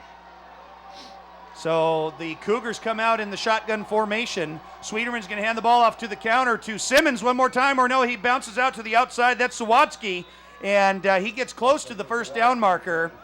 We'll have to see where they spot the ball. He was awfully close, forced out a couple of yards shy. He does cross midfield to the South Kitsap 48, where it'll be 3rd and short, and this is a big 3rd down play here for both sides. Yeah, CK using a little misdirection again right there, and I think catching the Wolves, guessing in the backfield rather again than reading that key, and that's what that offense is designed to do. Now they're in a run formation under center. Expect them to run to the left here. They come out, they hand the ball off to Simmons, and he's hit hard! Nice job. Taken down behind the line of scrimmage. Nice job by the Wolves on defense. And it's going to be 4th down for the Cougars. Gascoigne running the alley, doing what a safety's supposed to do, and that's just a great read on his part of recognizing what they're trying to do and getting up and making that 1st down saving tackle. And the Cougs now have a decision to make. Looks to me like they're bringing the punt team out. I would not put it past them to fake it, though, so they need to be ready. South needs to be ready here. Bryce Broom standing back at his own 10-yard line. Central Kitsap is opting to punt. The snap is back. It's a good one. And the kick is shanked off to the left a little bit. Not a very good kick. Looks like it's going out at about the 29-yard line. Basically about a 15-yard gain is all for that kick, so that's good for the Wolves. And it's going to be spotted right at the 30, so a little bit of a momentum shift here. Central Kitsap led South Kitsap the entire first half, 3-0. Not much going on with both sides. And the Wolves come out in the second half, their first offensive series. They gained nothing on their first series. Central Kitsap got nothing on theirs. The second series they had the ball. South Kitsap drove a little bit. Central Kitsap got the ball back, and then we intercepted the pass. And the Wolves were able to get into the end zone on a 23-yard touchdown pass from Watley to Ledoux. As Meisner is back in at quarterback, they hand the ball off to Gascoigne, who is tripped up in the backfield, but not till he gains a couple, where it'll be 2nd and 8 for the Wolves. This is kind of a big one for the Wolves now as they maintain this 7-3 lead of just maintaining ball control, getting some good plus yardage every play, hanging on to it, not having any mistakes that might change the momentum of the game. Even if they get a first down or two and then just end up punting, it's important that they maintain the ball while they have it. South Kitsap has the ball at their own 32-yard line. Meisner's looking for a man, and he's got Ledoux, and he's and he almost shakes off the tackler, gets near midfield. Nice job by Ledoux. It was man-to-man coverage, and got the reception, made a great grab, hung on to the ball, and got down to the 47-yard line where the Wolves will be in business with another first down. Good patience by both kids. I mean, Meisner, that's just it's really like a one route, I believe, with the read, and the defender was up in press, and so Ledoux's job is to get free of the press and then look for the ball right away, and there it was as Meisner just held it until Aaron cleared the defender and got it in before the safety could hit him. That's just good job on both kids. South Kitsap started with the ball on their own 30-yard line. They're on the move. They have the ball at their own 47 now. They're going to pitch the ball to Chaz Bauman. They got a corner. They got a little bit of blocking. Bauman puts his head down. That's better. That was a lot better carry on that play right there. They get about 3 on the play right to midfield where it'll be 2nd and 7 for the Wolves. South Kitsap just got on the board a few moments ago. They now lead Central Kitsap 7-3 in a must-win situation here tonight for both sides. The winner goes on to the state playoffs, and the loser does not. As the Wolves come out, it'll be 2nd and 7. They have the ball right at midfield. Meisner is back in at quarterback. They're in that I formation. Bauman is the tailback. They're going to fake the handoff. Meisner rolls around. He's going to go throw it. He's going to launch it up. He's got Newquist. Oh! And it's just over the hands of Devin Newquist. And I'll tell you, if that was about 6 inches shorter, Newquist could have had a touchdown. Well, he was running a little bit of a cross, and then Eddie laid it out a little bit deeper than the route he was running. But that was a good job of recognition. And he's actually a third option, it looks like, in that rollout sequence. But good job on the defense. Again, that's a win for the defense, so if they can get the incompletion. So a big third down now for the Wolves as they come up here, third and about 7, about 6, somewhere in there, to convert this. 3rd and 7 for the Wolves. They have the ball right at midfield. I looked to him to go Ledoux again and just run a quick something to him and see if they can break him free. He had the touchdown pass, a couple of big pass plays here tonight. Meisner is going to roll out to his left, and he slips, stays on his feet, and he's got a man, and it's just overthrown the hands of Aaron Ledoux. Good coverage by the Cougars near the 40-yard line of Central Kitsap, but the pass is incomplete. First really bad throw I've seen Eddie throw tonight. I thought he had him, but he threw it a little bit too high, and that'd have been a nice conversion right there. But unfortunately, they have to punt it. But still a positive. That was a positive possession for the Wolves. Now good snap, good kick, and good coverage on the punt, and they're back to playing long field defense again. South Kitsap with a 4th and long at their own 50-yard line. They will be punting the ball away. Gascoigne goes in motion. It's a good snap. Ledoux with the low kick, and it's a low liner. It hardly got any ground at all. They try to pick it up. They bobble it around. And that was Cleveland, and boy, is he lucky to hang on to the ball. Well, then he almost got free. Ilya Svetkov had a hold of his ankle, and looked like they both should have just clobbered him, and he actually almost wiggled free of that, and that could have been disaster for the Wolves. It looked like he had some room to run. But as it is, Central Kitsap now has to take the ball again inside the 20. It looks like around the 12-yard line. Long field to go. He got a couple on that return, but not much. He let it roll around until he picked it up, and Central Kitsap is going to have a first down. They're going to have a 1st and 10 from their own 12-yard line, so deep in their own field position. The Wolves have a little bit of an advantage here on defense. They want to try and hold them there. They send Cleveland in motion. Sweeterman is under center. They're going to hand the ball off to Simmons, and he just hangs onto that ball. Oh, we have doesn't a hold. want to lose it.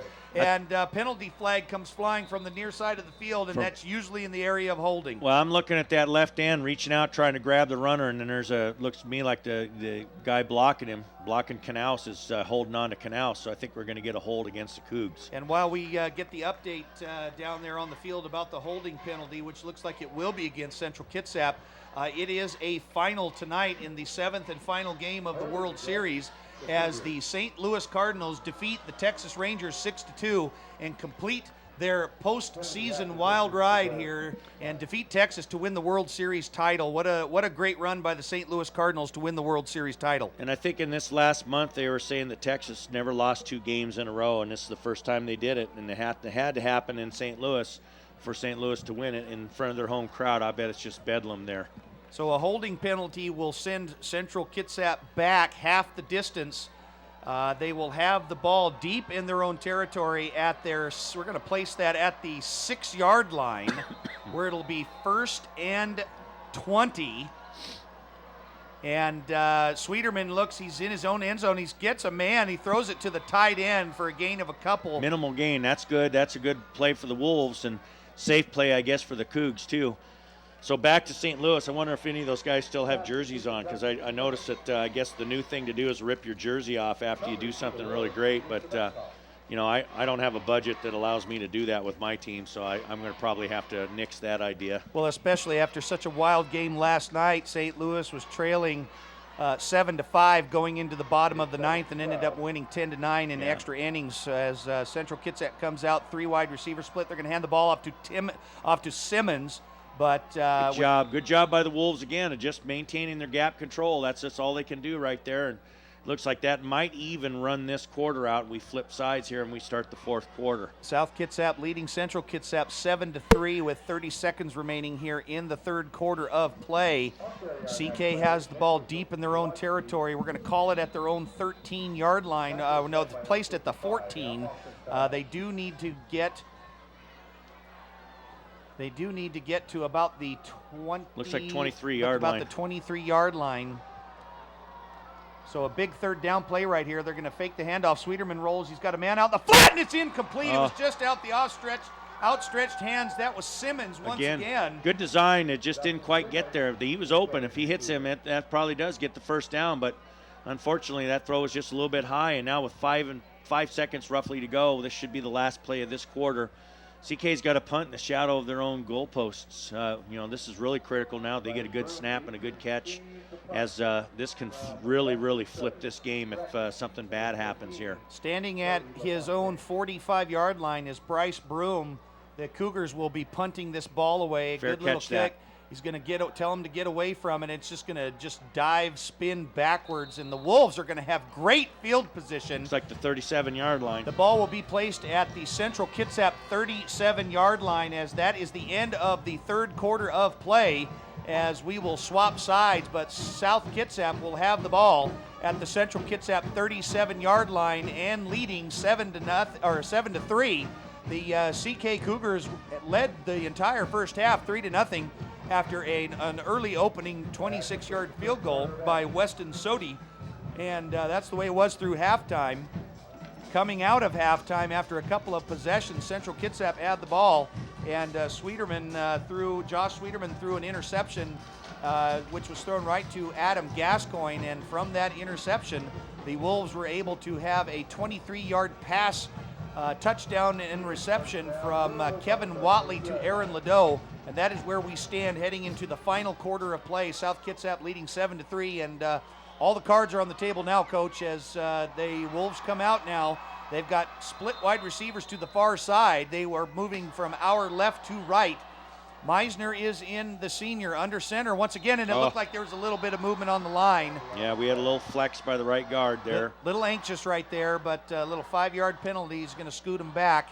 Ball's at it's actually placed at the Central Kitsap 48-yard line, but we're going to move it back to the South Kitsap 47-yard line. So I'll reiterate what I said earlier now. The momentum, slight as it is, really, because this is such a tenuous lead we have right now for the Wolves, that they got to have positive ball control here. Again, going forward, not doing things just like this, maintain possession, even if you just get not even a 1st down, a 4th down, and whatever, you can take care of the ball right there just so something doesn't change the momentum. Meisner hands the ball off to the tailback, but there's nothing doing right there, not much up front. As, in fact, might have lost a couple on the play. Adam Gascoigne was the ball carrier on that play, and it will be 2nd down and no gain on the play. It'll be 2nd and 15 for the Wolves. They need to get down to the 28-yard line of Central Kitsap. I could see a little bit of something here. I just watching the outside backers and the DNs all crashing down inside there. And if the Wolves ever want to just kind of hang on to that thing and run what's called a PA out the onside of that ice, it might be open for Meisner to run that. Meisner takes the snap, fakes the handoff. He rolls to his right. Looks like they're trying to set up a little screen, but they overthrow it just a little bit there. Didn't quite develop the way they'd hoped to, and the pass is incomplete. And it's going to be 3rd and 15 for the Wolves. Well, where he was looking is not where the back's set up, so I'm not sure what happened on that. It looked like that was supposed to go to Bryce Broom, and I'm not sure where that was, where the direction of that was going. So South Kitsap with possession right here. They have the ball. They have the ball past midfield. It is placed at the 43-yard line of Central Kitsap. They need to get down to the 28. Meisner is going to fake the handoff, and he's going for the big home run, and he's got a man. Nice catch by C.J. Dowdy. Oh, and he was awfully close. He had the ball at the 30, but we'll have to see where they spot it. I think he's going to be just a hair bit short. Yeah, I just, there's that rule again, because to me that looked like a lead with the head right there as he was stretching to try to get the first down. And he got hit right in the chin by a helmet, and no call on that, but at least it makes it a manageable 4th and about 2 yards, maybe a long one for the Wolves. The pass reception here, and we're going to have a stoppage of play, and South Kitsap is going to call their first timeout of the half. That leaves them with 2 timeouts remaining. Central Kitsap has all 3 timeouts, but South has the ball at the Central Kitsap 30-yard line. They need 2 yards. They need to get to the 28 for a first down. And, Coach, what do you think? You going to go for the field goal here, or would you try for 2 yards in the first down? I'm going to say they're going with the offense right here, and they're going to just try to do a little bit of mojo. And I'm not sure, because CK seems to be dominating the line of scrimmage as far as the run's concerned. So, but I do think it's a little bit out of Aaron's range. It's a pretty stiff breeze he's looking into right now as they head into the end zone. That wind's coming out of the south, and it's steady. So I think they're just going to try to do what they can to get a yard on this play. South Kitsap is in a timeout, their first timeout of the second half, with 10:44 remaining here in the game. South Kitsap leads Central Kitsap 7-3 in a must-win situation for both sides. The winner goes on to the state football playoffs. As the Wolves come out after the timeout, they are in the I formation. Gascoigne and Broom are in the backfield. Meisner under center. Big play right here on 4th down. They're going to hand the ball off to Gascoigne, and he's got a big hole. He's at the 20, the 10-5. Touchdown, South Kitsap! Boy, how often do you see that when it's a short yardage situation like that? You commit everybody up there, and you get through that first level, and it's nothing but you and a lot of grass. Boy, I'll tell you, Coach, the ball was at the 30-yard line. They only needed to get to the 28. And like you said earlier, Central Kitsap really had been doing a great job of shutting down up front on that offensive line, but there was a huge hole on defense right there, and Gascoigne goes in from 30 yards out for the touchdown. Yeah, and I sure like that kid's motor. He just goes and goes, and that's just a great job of finding that seam and busting through there and then hitting the jets and outrunning everybody for that end zone. With 10:37 remaining here in the game, South Kitsap with a 30-yard touchdown run by Crucial. Adam Gascoigne, and the extra point is up, and it is good by Aaron Ladeau. And with 10:37 remaining here in the game, South Kitsap now leads Central Kitsap 14-3, and we have obviously seen a big momentum change here in the second half. Definitely saying that, and then up with the 14-3 lead now, you have Central Kitsap needing 2 touchdowns in the remaining time we have left. We have a replay here of that last South touchdown. Kitsap can hang on to it. There you got the last part of that play, but you didn't see the great blocking up front and the gap that Gascoigne got to accelerate and go through. Just trying to get the first down, but boy, he just gets all excited there as he breaks that first wave of defenders, because there's nobody else left except for maybe a safety or two to outrun, and boy, Gascoigne's up for that job. South Kitsap with a 30-yard touchdown run by Adam Gascoigne to get into the end zone for their second touchdown of the night. Earlier we saw a 23-yard touchdown pass from Kevin Watley to Aaron Ladeau, and then Gascoigne gets in from 30 yards out. South Kitsap leads Central Kitsap It's 14-3. I know it's tough sometimes still because this is high school, but I think if we're real good here, we're going to kick a ball that's away from these back deep guys and make them pick it up off the ground and do what they can do with it, given the fact that they almost ran one back earlier.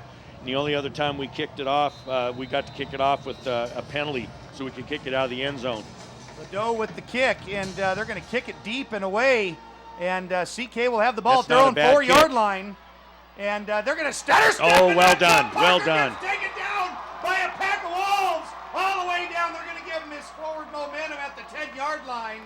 But not much of a return. He had the ball at his own 3, a 7-yard return. Again. But I'll tell you, the Cougars are going to be deep in their own territory, and they have not had very good field position in the second half here tonight. Even that spot there, I think that's pretty gratuitous. It looked to me like he was on the 8, and that's where they tackled him. But 10-yard line, we'll take it, and that's a burger for the kickoff team, getting him inside the 20. So great job on all counts so far as the momentum continues to be on the side of the Wolves. Central Kitsap trailing 14-3 here in the fourth quarter as they're going to run the handoff. The old and they've got a man downfield, and they do. They've got the old halfback pass. He's being chased by Adam Gascoigne, and he's going to be run out of bounds and taken down at the 10-yard line. What a great play by Adam Gascoigne, though.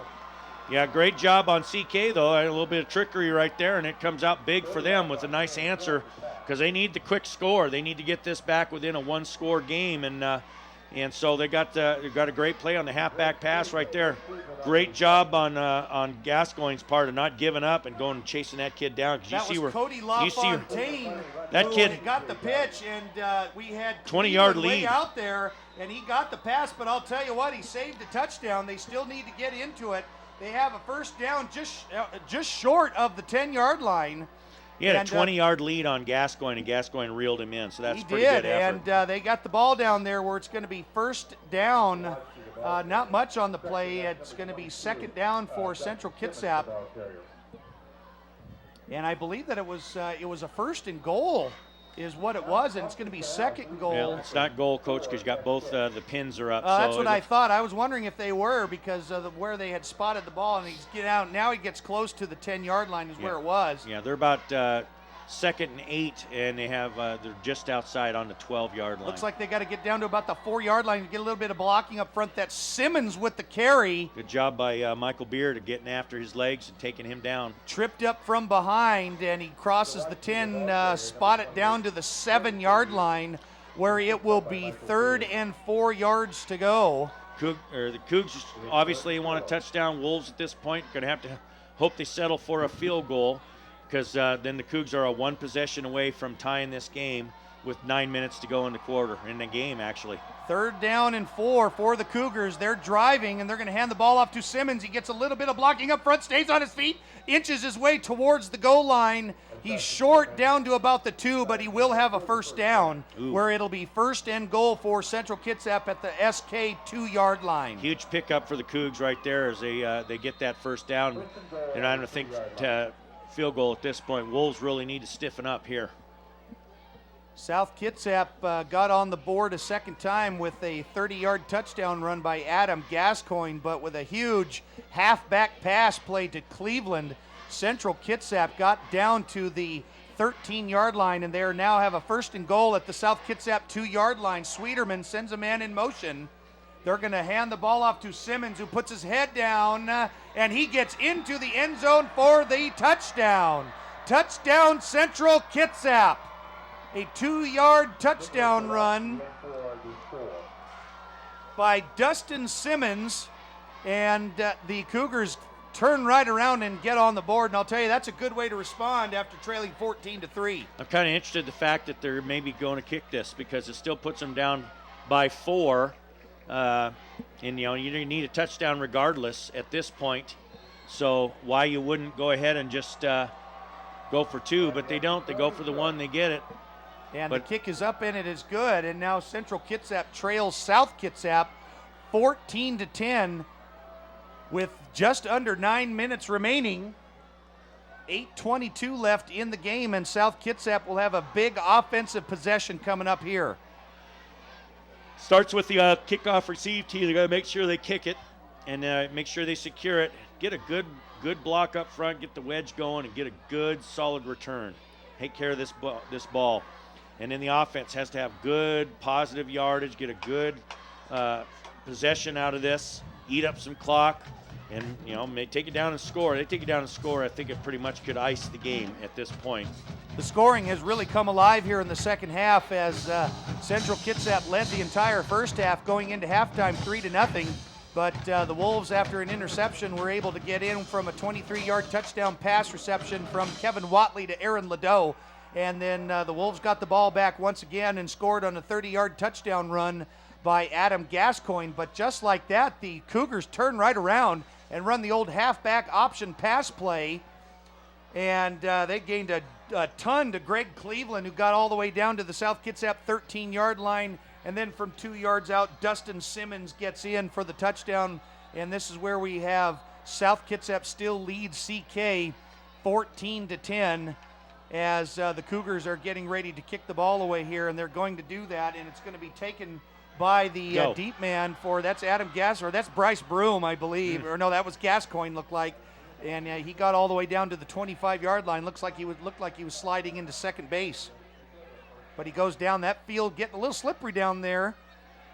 That's Anthony Lombardi. Looked like he may have got roughed up a little bit, but he gets up and comes off the field. So the Wolves are going to have a big possession right here, Coach. Both teams. This is huge for both. The defense would love to have a stop, get the ball back, and perhaps punch it in and get their touchdown they desperately need. The Wolves, again, like I said, need a good, positive offensive showing right here. A long field to go, but if they do that, if they continue to hang on to the ball, of course they can take the game into their own hands right now. Meisner under center. They're going to hand the ball off to Broom, but he's met up at the line of scrimmage. Nothing doing right there by that defensive line for the Cougars, and it's going to be, in fact, he might have lost about half a yard on the play, where it'll still be second long for the Wolves. I'm not sure of the timing on that play, or if somebody didn't step with the wrong foot or take a wrong path because they ran into one another.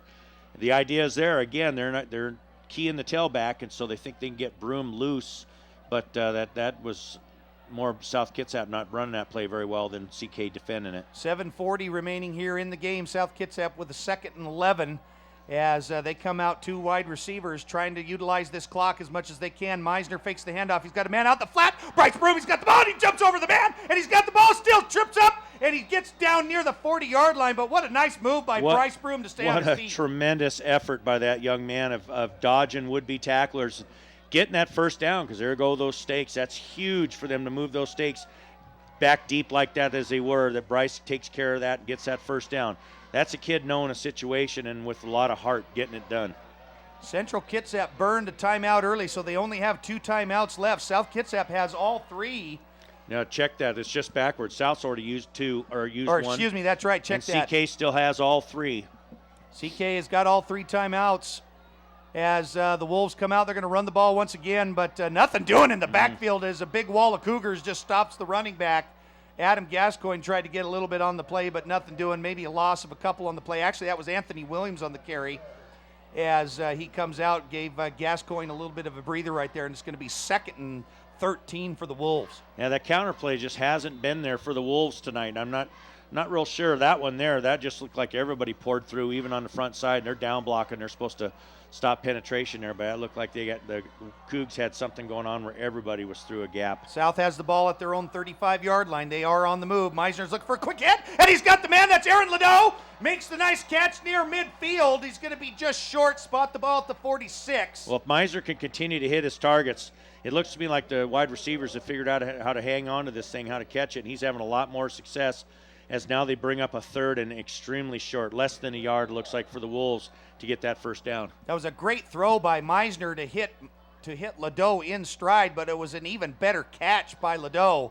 And that's what you call teamwork right there as the Wolves come out. They need 1 yard for the first down as they have Ladeau and Newquist split to the near side. They're going to hand the ball off to the tailback, and Gascoigne stutter steps, and he is going to have the first down.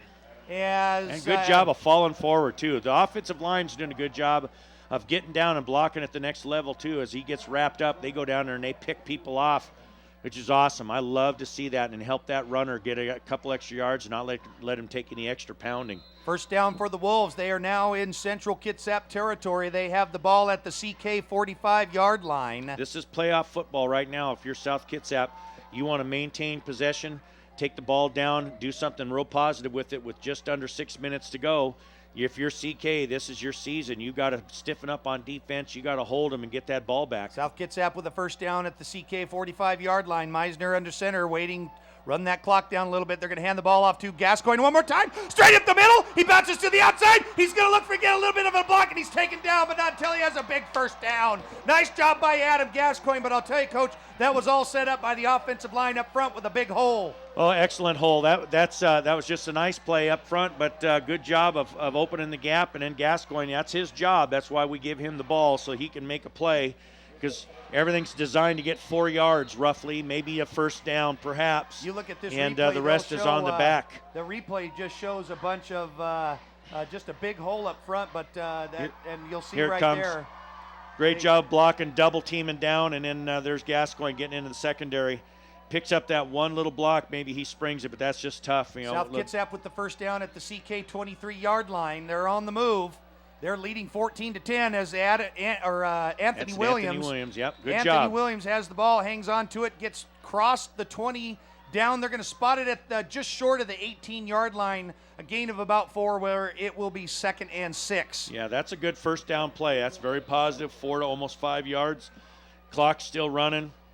This is what they want to do right here. They want to continue to get plus yardage at this point, especially inside the 20. Be good with the ball, solid on the offense, make good decisions, keep your hands in, all those good things. And if you end up even with a field goal, that's a good possession for the Wolves. Ball's at the 19-yard line officially, a gain of 4 on that play. Meisner looking over the defense. They've got the ball, second down. They're going to hand the ball off, and he's hit the backfield. My goodness, what a hit on the defensive line. That is Leno right there, boy. I'll tell you, that was a big hit by Kyle Leno. I'm not sure how he can get free when he is one of their better players, and he's right there in front of somebody that he's not getting blocked. But that's a huge play for the Cougs now, because that brings up a 3rd and long as far as the Wolves are concerned.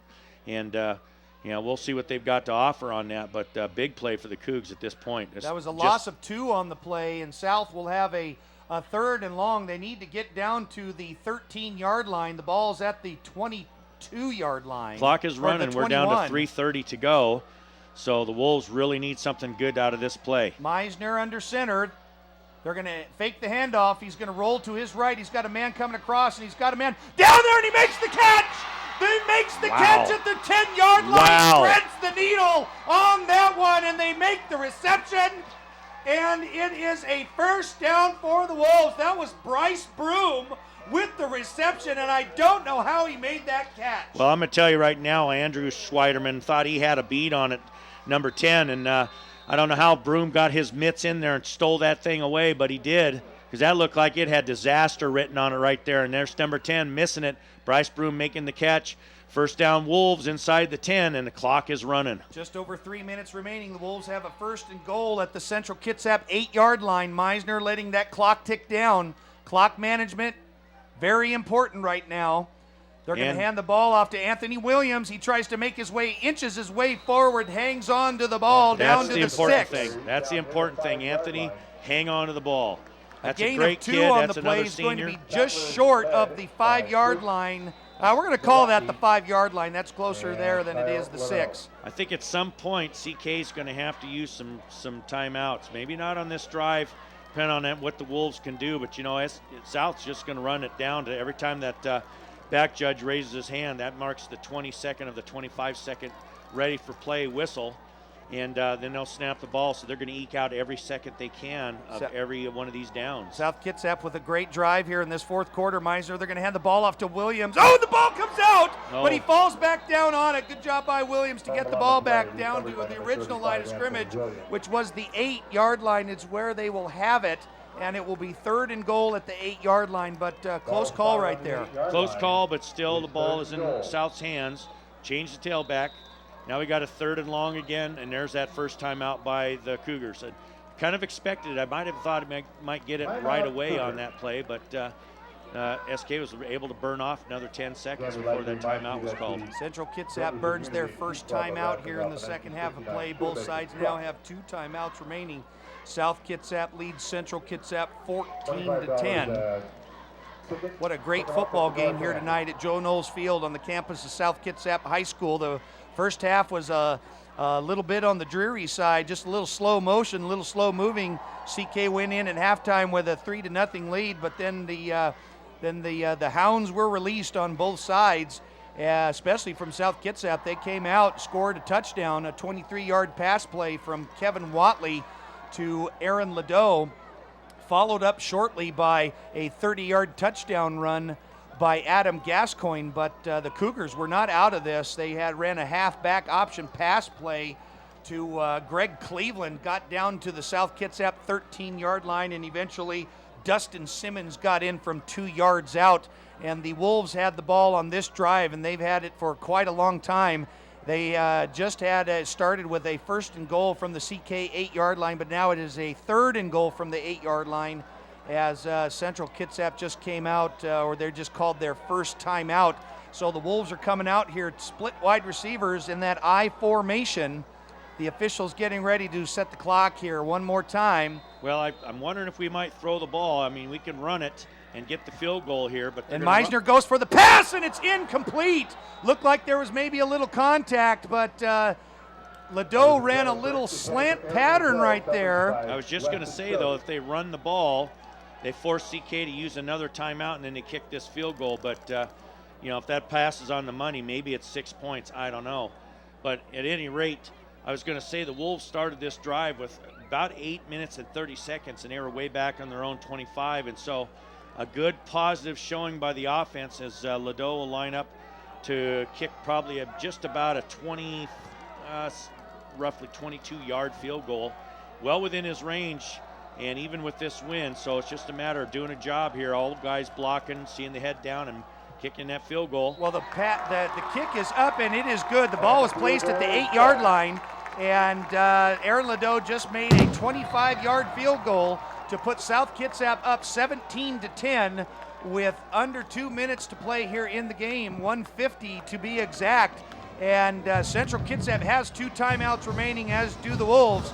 But Central Kitsap has no choice. They must get into the end zone for a touchdown to tie this ball game and get the extra point. But you never know. You might even see somebody, if they score a touchdown, maybe even go for the 2-point conversion and the win. Well, we get to cross that bridge when we get to it, because right now the Wolves have the onus. Good kickoff, good coverage, similar to what they had last time maybe. And then just do your job. Don't try to do too much, just do your job. Control your gap, linebackers, run your alleys, safeties, be safeties. Keep everything in front of you, and make the Cougs use time, use up their timeouts, make them go long field. Well, both sides have really come alive here, and I tell you what, this is very similar to watching that Game 6 of the World Series last night between the Rangers and the Cardinals, as both sides have come alive, both crowds have come alive, as Aaron Ladeau just capitalized on a 25-yard field goal. South Kitsap leads Central Kitsap 17-10 with 1:50 remaining here in the game, as Aaron Ladeau is getting set to kick off from his own 40-yard line. So Ladeau with the kick, and it's going to be back, and it looks like Cleveland is going to have the ball back. Or no, that looks like Parker, and he's going to try and get to the outside, and he does. He's got a little bit of room. Parker's at the 50. He's getting down all the way to the 40, and he's going to cross midfield well into South Kitsap territory, all the way down to the South Kitsap 37-yard line. Well, that sure plays in the hands of the Cougs, because I was saying that the coverage needed to be there, and it wasn't. So now all of a sudden, instead of a long field with those 2 timeouts and not much time, it's a short field, and that's a very manageable situation if you're a Central Kitsap fan, with 1:38 to go and 2 timeouts, and you have the ball on just about the 38-yard line going in. Spot the ball at the South Kitsap 38-yard line. Central Kitsap with the big return by Tyler Parker deep into South Kitsap territory. But Central Kitsap needs a touchdown and the extra point to win this game. Sweeterman is under center. He's going to take the snap, look for a man, and he's going to be taken out, and he's taken down in the backfield. Nice job by the Wolves on defense, and Sweeterman gets sacked. It's a linebacker blitz. Great job by the Wolves there, getting. I'm losing my guy here. South Kitsap with a great defensive Beard, stop. Michael It looked Beard, like Michael get through Beard. there. Yeah, thank he you. came in, he jumped up and was in a defender's face and was still able to knock the quarterback down. Sweeterman is in the shotgun formation and he's looking to his right side. It's almost intercepted, but the pass is made. The pass is complete on the far side. Both quarterbacks threading the needle right here.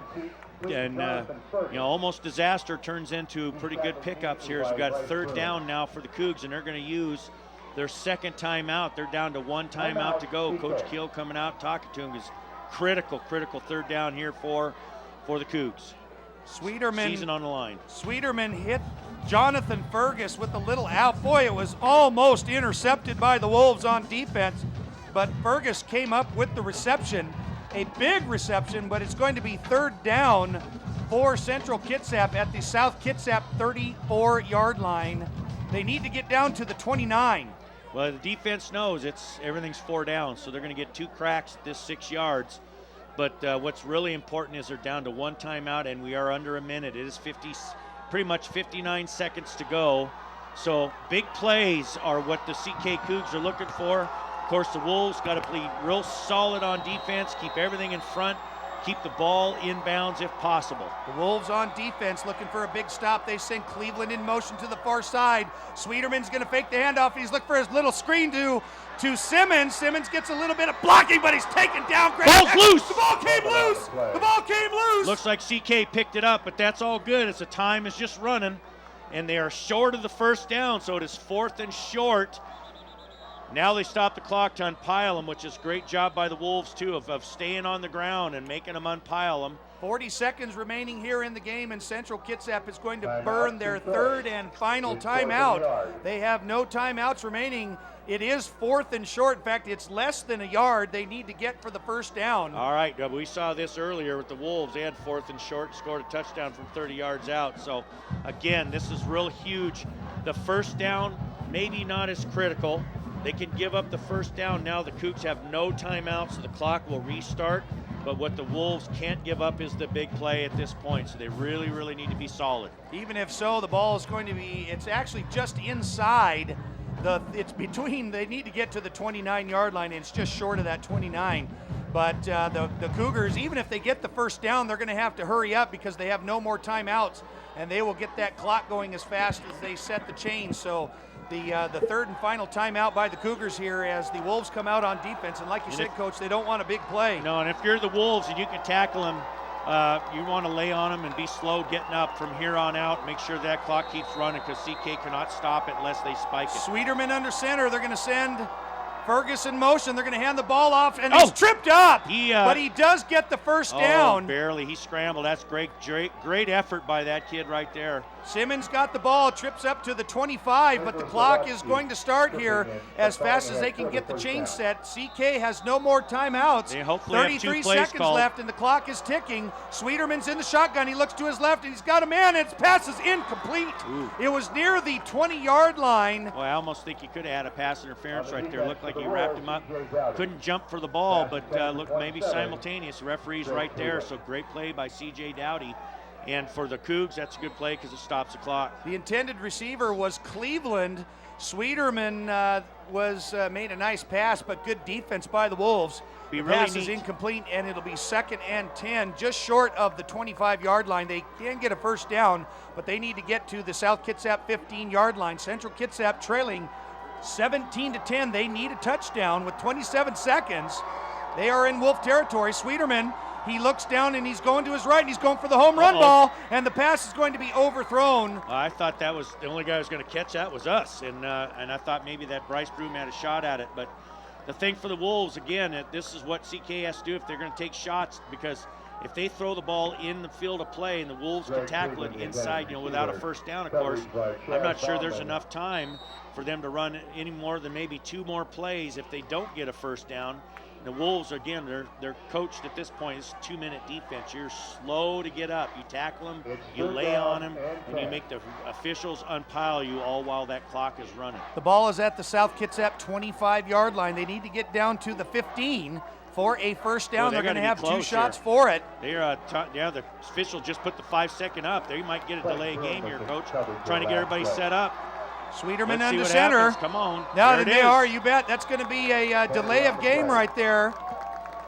Not a big deal if you're a CK fan, but it does put you a little further away from that all-important first down if you want a new set of downs, because you're running out of time and downs. You got 2 downs to get a first down, and that's just tough when you have 15 yards to go. Central Kitsap with the ball at the South Kitsap 30-yard line. I'd widen the backers. Sweeterman's going to hand Pitch the ball. pass. They're going to go for the halfback pass. Penalty flag comes flying out, but he's chased down by Devin Newquist from behind. But there is a penalty on the far side of the field, and that's usually in the area of an illegal shift or some kind of a hold. We'll have to check the penalty and see what they say it is. I definitely think it's on the Cougs. It is. It's And a it is. procedure call. They have. I believe their motion man went forward before the snap of the ball, is what the call would be there. And I guess the Wolves would be really wise, of course, to just take that sack and make it 4th and forever. With 14 seconds remaining here in the game, the penalty is refused. Doubles defense now. Everybody stays deep. Widen your backers. Make them do something where you can just tackle them and get the ball game over with. It's going to be 4th and forever. They need to get down near the 15-yard line. Clock is running. They got one last play. This could 7, be the play. 6. This is the Sweeterman last is play in of the the game. shotgun. He drops straight back, and he's looking for a man, and he's got him down, and the pass is complete.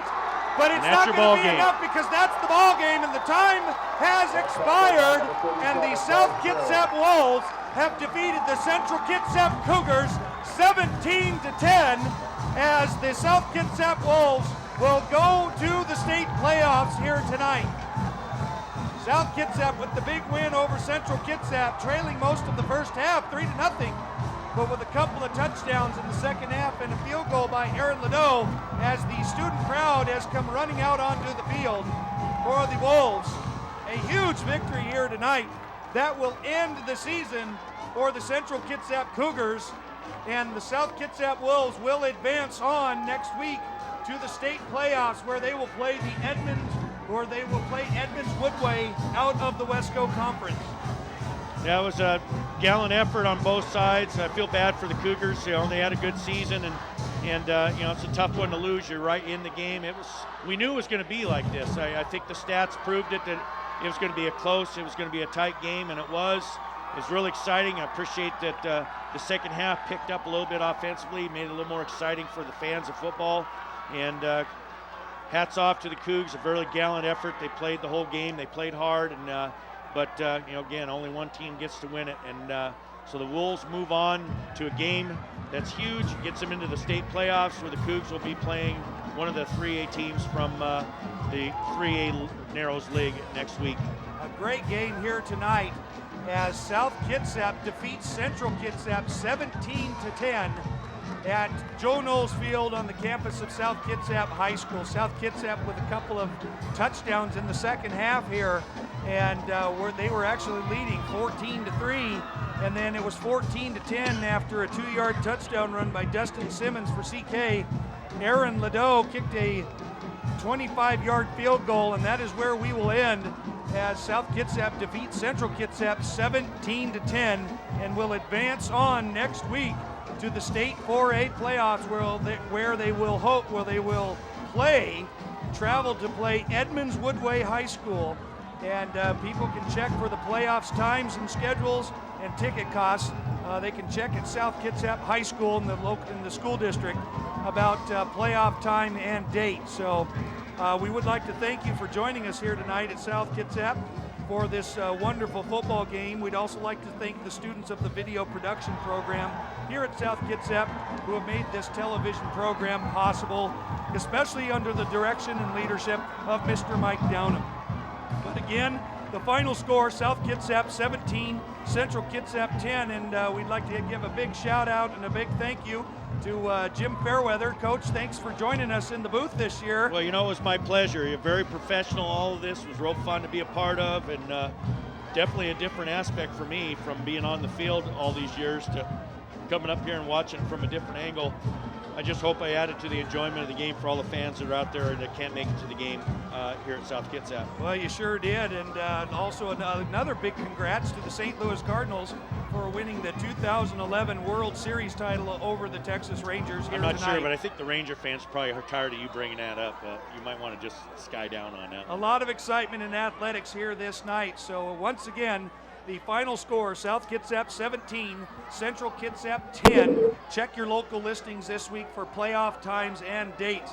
I am Darren Bowden, and I'd like to thank Jim Fairweather for being here in the booth, and Mike Downham and the crew of the South Kitsap Video Production crew. We'd like to thank Wave Broadband and Wave Cable Channel Access 205 on the local cable network here in Kitsap County, and also how the game was streamlined this evening online on the internet through the Kitsap Sun website. So once again, South Kitsap 17-10 victory over Central Kitsap, and we'll see everybody next week for the playoffs. This is our final broadcast, television broadcast of the year, but I'm sure that hopefully you guys will come out and see the Wolves play in playoff football. So thanks for joining us here tonight, and so long, everybody.